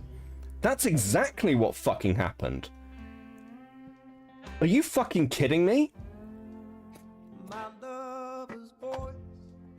Here's the problem with this, and here's the problem with having this at the end of the document. This is the last thing I'm probably going to read from Inaba, this end of the document. And I don't know if I want to go back and go over anything else, but if this is how you're going to frame your partner getting attacked by your dog, why would I believe you on any of the other stuff? Right? Like, what the fuck? like, I'm not denying that Curse sounds, like, vengeful, angry, a little bit fucking highly strung. She's ginger. Like, I agree with you. I think she's probably, like, she was a fucking handful. But this just makes you look fucking, like, psychotic.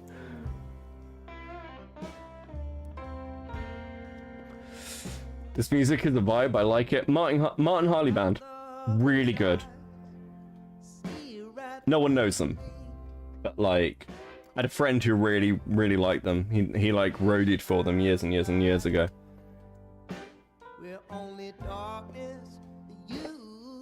At least he said he did. I don't fucking know. Thinking back, that was Pan. It's probably bollocks. Fuck. Now, Kenji did eventually get to Scene 2 and even got his own training guide. Hi Fraser, I hope you're well. Please find attached the full behavior modification plan for Kenji. If you haven't already booked a slot, please use the link below to book. And from that point, he had other slots where he saw Expert 2, and since then there have been 0 issues with Kenji.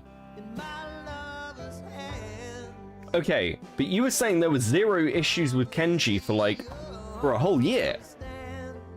Right? You said you took Kenji to training, and then by April his food aggression was gone, and things were fine. You said that. You then said there were like other things around the sofa and everything else. But again, why do we believe you, right? What the fuck is this? I did not expect this to be the fucking stream. I'm gonna be honest with you. I expected to come into this and shit on Kirsty. Like, this chick is fucking crazy. Unironically, look at this shit. This shit's fucking wild. This is not sane. This is not good. But this is so fucked up. I'm like, I can't even like, I can't even sweep for it. I think Inaba might be a piece of shit. Look, I know, shocking after all the Slazzo shit.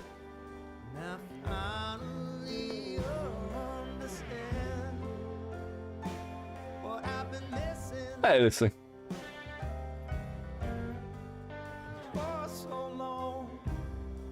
Beckett, you should always remember assumptions have a risk. Yeah. I mean, like, listen, you can wind the fucking stream back to when we start getting to the biting stuff, and, like, I feel like ever since then, this stream has changed dramatically.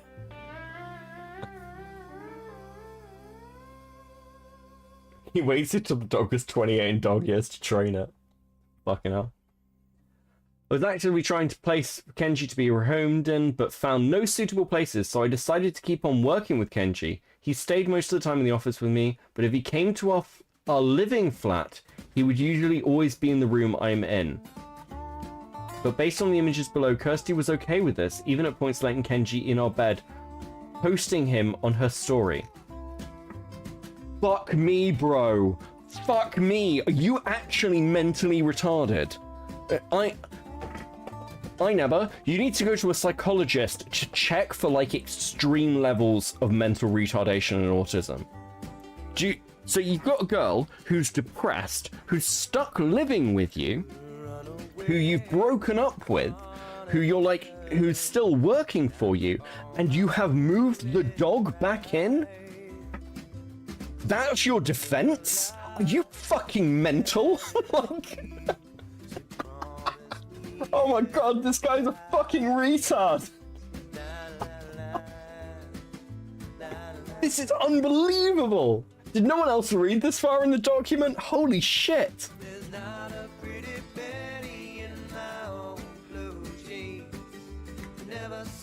What was it? Kirsty is posting Kenji on her story again. I think he wants to see you. What a creep. He's creeped over to you after being kicked out of my bed. You've upset him. I'm not using these to score points, more to explain the timeline of what happened with Kenji and everything. None of this explains the timeline, Inaba. Not at all. Yeah, you're right. Listen, an autistic person would have figured this out. I understand that a lot of people think because of Kenji's history that Kenji should be put down. Look, I'm not saying that you should have had to put your dog down. What I am saying is that you not doing that is going to make you look like you care, like your concern is not for the safety of people around you, potentially. That's what this looks like. And unironically, moving the dog back into the apartment, yeah, you fucking asshole. What's wrong with you? Can you imagine doing this in another way? Like, okay, I actually want to do a thought experiment here for anybody who watches this and like it's not a big deal, who cares about the Imallexx stuff. Unironically, imagine if you did this the other way. Imagine if all the stuff was out there about Imallexx, and you said, and you were somebody living with Alice, and you were like, "It's cool. I'm just gonna have Alex over. It's cool. He hasn't screamed at you recently, so he's just gonna come over." You'd think they were fucking mental. And then, oh, they were being, like, Alice and Alex were laughing recently, so they must be friends. Like, this whole thing about Alex, what the fuck are you talking about? Have you not met other human beings, Inaba? Where's that fucking picture of this lesbian-looking motherfucker? Look at this guy.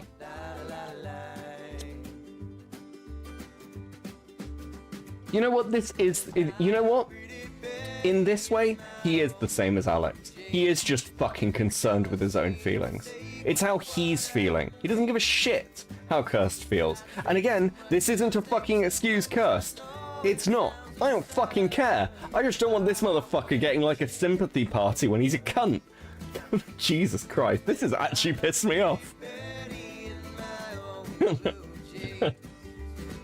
So the person who messaged me, do you think Alex has food-based aggression too? Fucking hilarious. I have no comment.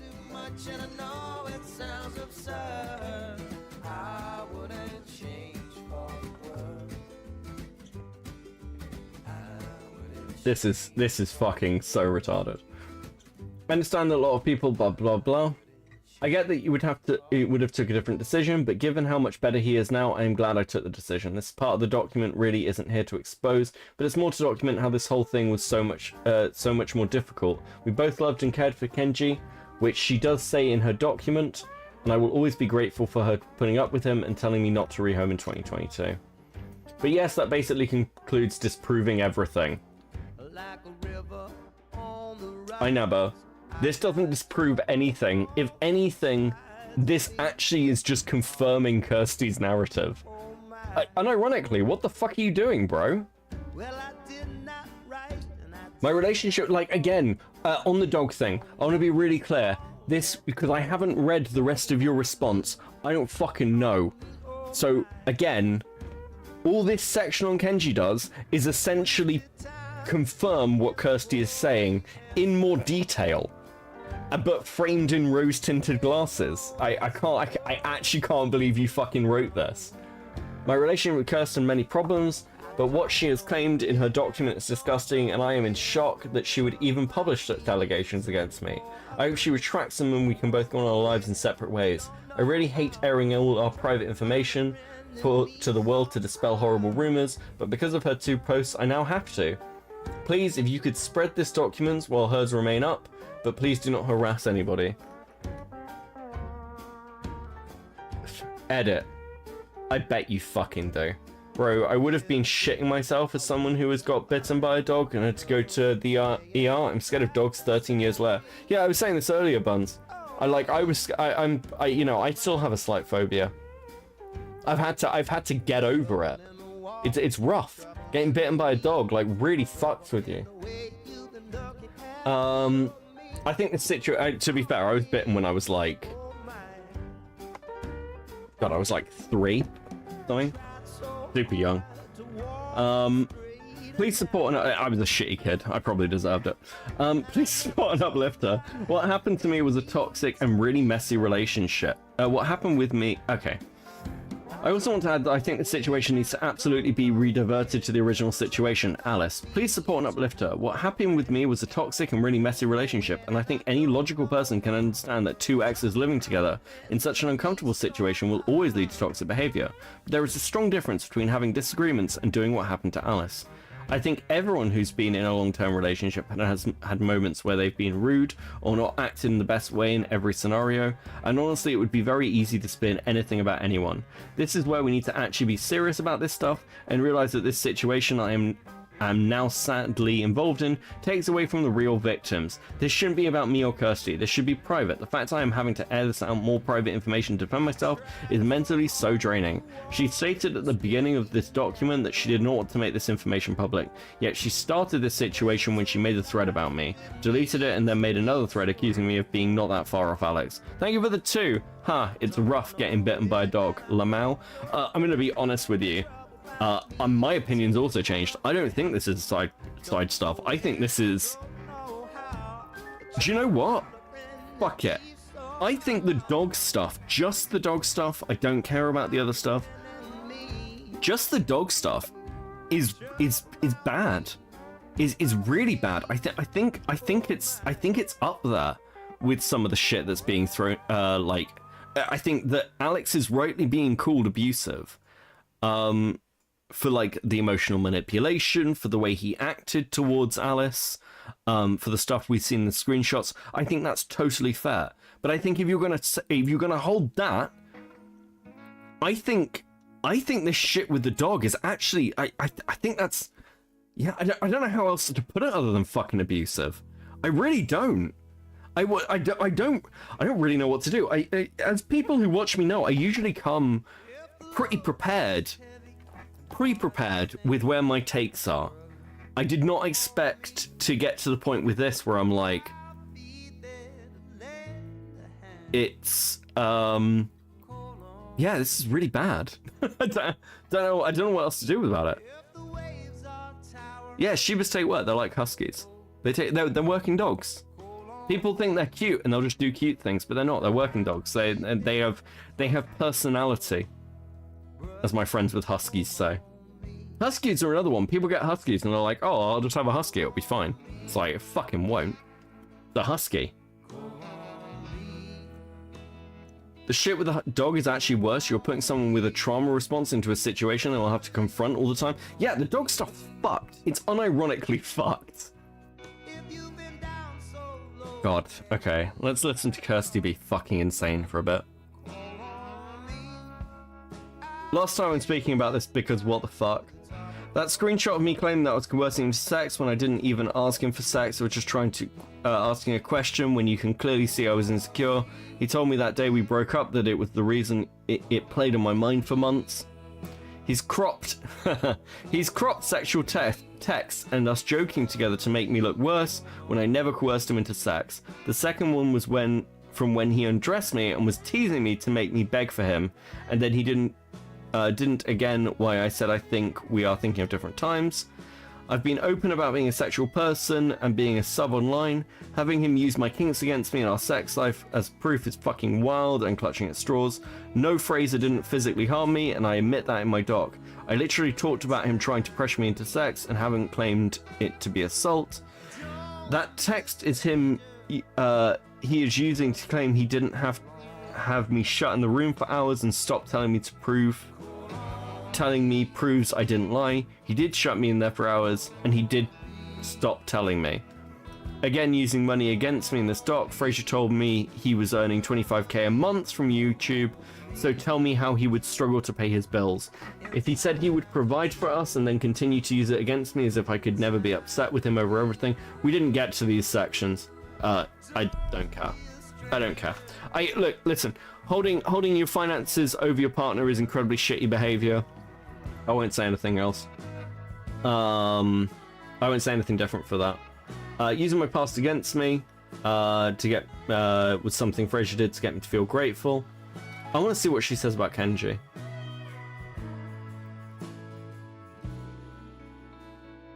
Okay, here we go. Oh, okay. Those extended screenshots show that I was replying to him and that he aired me. Yeah, it still looked... I still looked after Kenji because he would leave him in the flat with me for entire days and worked or go out with friends. Walking him scared the fuck out of me, but his issues got worse and if he wasn't walked at least twice a day. Yeah, he's a Shiba, no shit. Funny how he doesn't include the screenshots of me asking him to not leave Kenji roaming free or when he was neglecting to take him to the vet for his rash, only the ones where he makes me look like I had no issue with Kenji. I'll post them later, I don't care. He literally acknowledges he kept walking in on me having a wank in the text. I showed if you knew someone was masturbating, would you continue to go to their room more times? Me offering my bed to someone whilst I was away shows what? That I wanted someone I liked to be comfortable. I was uncomfortable in that flat. Doesn't mean I suddenly didn't care about the other people anymore. Fraser sending me money in advance sometimes was nice. I was thankful but there were times where he didn't pay me for work I did as well. Frey, can you send me the money for the last 2 pods? I have 28 in my account and my phone bill is coming. I just checked my bank and you didn't send me the money for the one I did before the one I sent you yesterday. Also, he showed all the money he sent to my bank, including when, whatever, la la la la. Finance stuff, again, I mean, it looks fucked, but I haven't read Inaba's response. Talk about the fucking dog.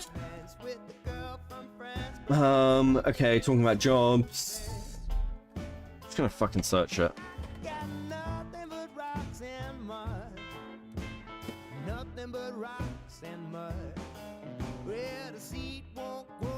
Why are you giving me... Is that it? Do you mention like Kenji like twice? Okay. I did love Kenji, literally just look back at my posts. I didn't ever say I didn't. I was also terrified of him at the same time. It was after the attack in April 23 that I got PTSD from watching my arm being used as a chew toy.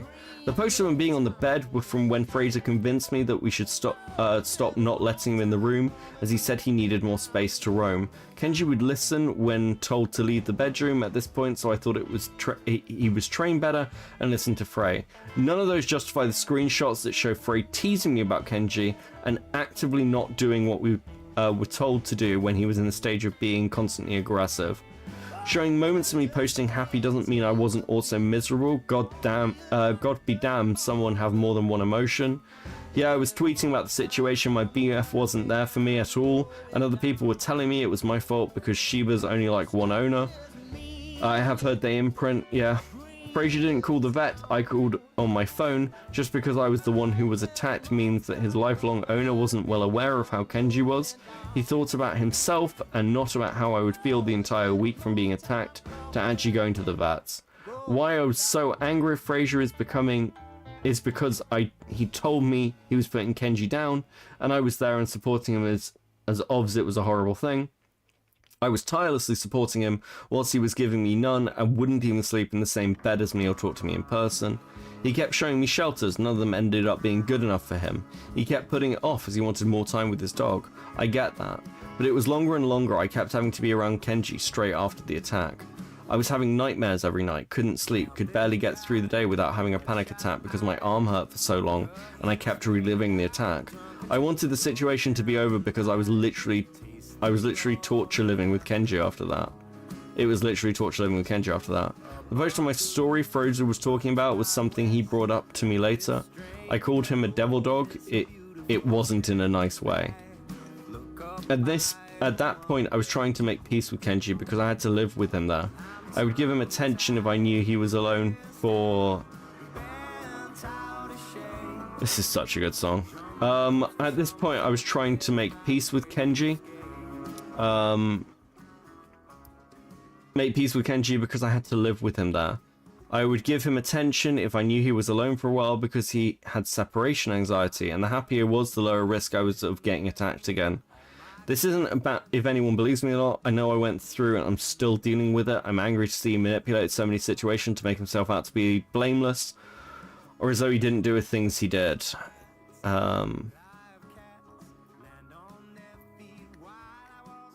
I finished ranting now, I'm going back to healing in private and living my much better life now I don't have him to bring me down anymore. The grass has well and truly been greener and I'll continue being happy regardless.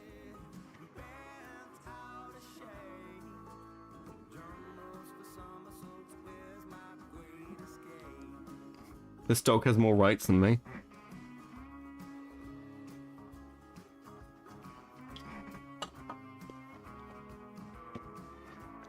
Kenji's still with Inaba. Kenji's still with Inaba. That's where Kenji is. The dog's still with him.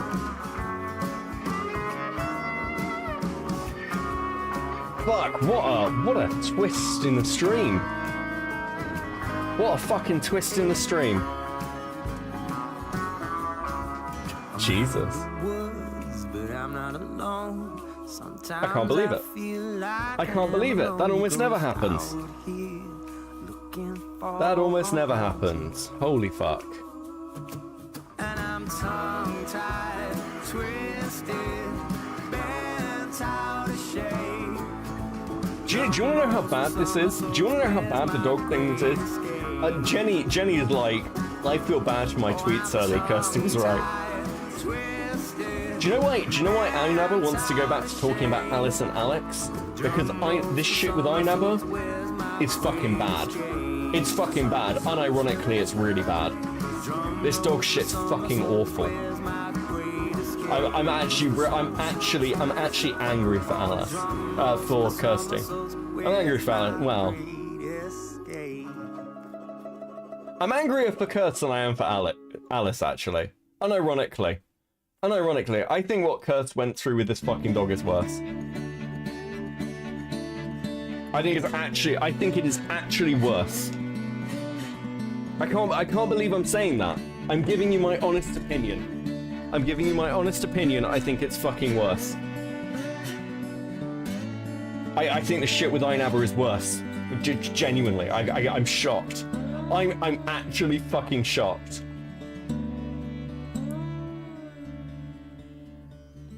You stole the rabbit from my head. Bestie, it is worse. It's awful because Inaba was a bad dog owner. It's not just a bad dog owner. This is like, I don't know how to put this. I'm trying not to label this as abusive because I really don't like. I don't want to use that word because I'm just like that's a strong word. Running into knives and falling from grace. Yeah, after listening to all that, like the two, like Kurtz and Inaba's statements, I think this is worse. I genuinely, this is fucked. Like, let's put it this way: that dog attacked Kurtz. For those wondering, for those tuning in midway through, Inaba's dog attacked his girlfriend twice. Once so seriously, it put her in the hospital. Not only did he not have the dog taken care of, either by rehoming it or putting it down, he moved it back in the house with her.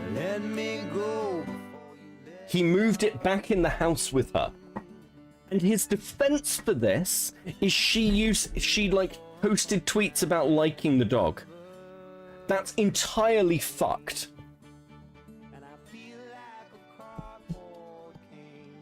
That's entirely fucked.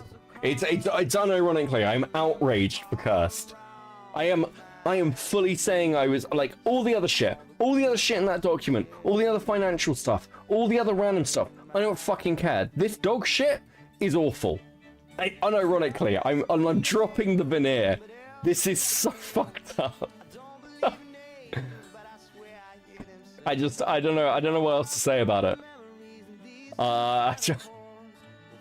I came here to shit on Cursed. I'm completely turned. Fuck Inaba. Fuck it, he's a piece of shit as well anyway. Who cares?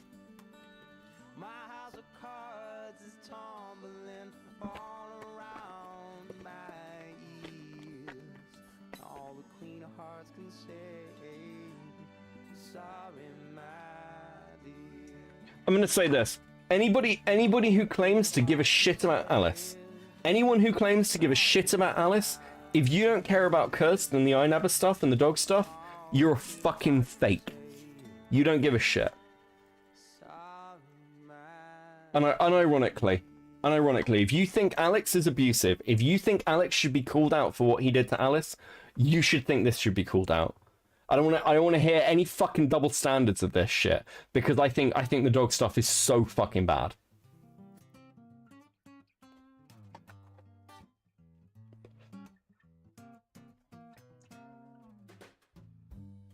I feel bad for being mean to Kirst. No, I don't. She's fucking crazy. But like unironically, this is being called out by Bestie. Xylee, I'm not kidding. This is really bad. Call in. I will sit here and like I genuinely am shocked.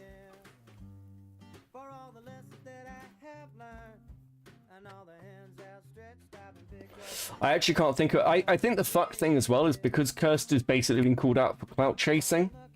And again, I think the reason Kirst came out with this stuff, and the reason Kirst didn't lead with the dog stuff is because she doesn't realize... I don't think Kirst realizes how bad it is because of the community she's in.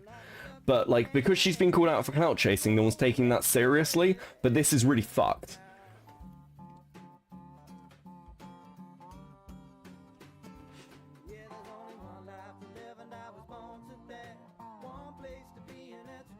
I'm not going to argue with you, it's how you feel. That's fair. I can understand why she's crazy about eye numbers.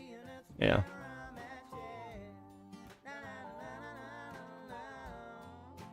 I don't care about either situation.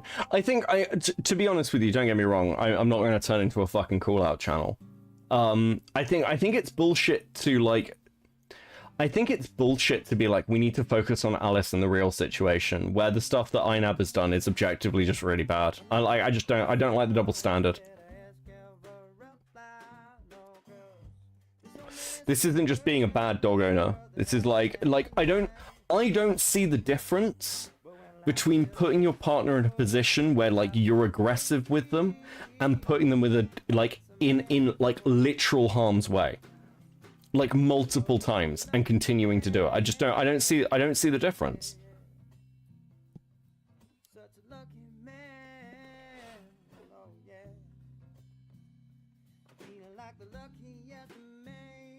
My sister's ex also had a dog, bit my sister, that needed stitches and did nothing with the dog. He turned out to be an abusive asshole, shock of all shocks. Yeah, Inaba just... If Inaba's sweeping for this, and that's clearly what this is, that's clearly what that document response is. Do you know what? I actually agree with Cassie. I really don't. I don't see much difference between him and Alex. I don't. Fuck both of them.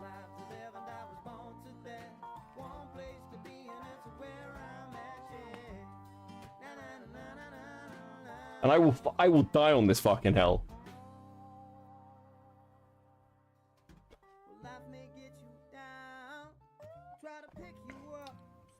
Kirst's crimes are being a bit crazy, writing a dog badly and going after someone people don't hate as much as Alex.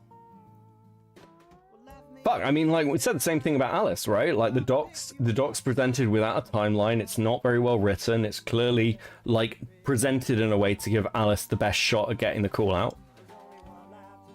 It's how all the... I said this last time we covered this. That's how all these docs are always presented.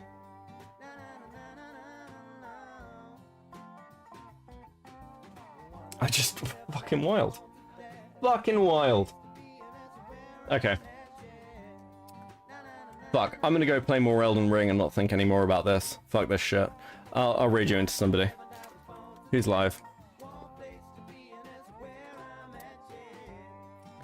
Who we doing?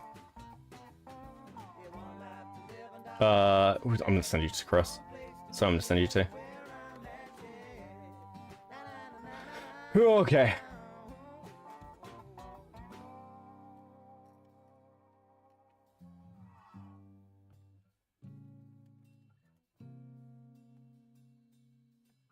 Listen.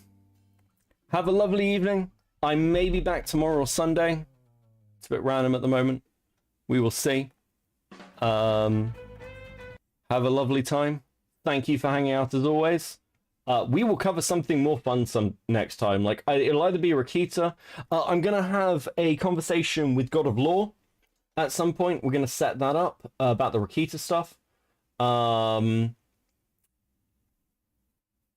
we're gonna set that up, and I want to cover some fucking Gore World stuff because it's due, and some really interesting stuff's been happening. Go have a lovely evening. I will catch you next time.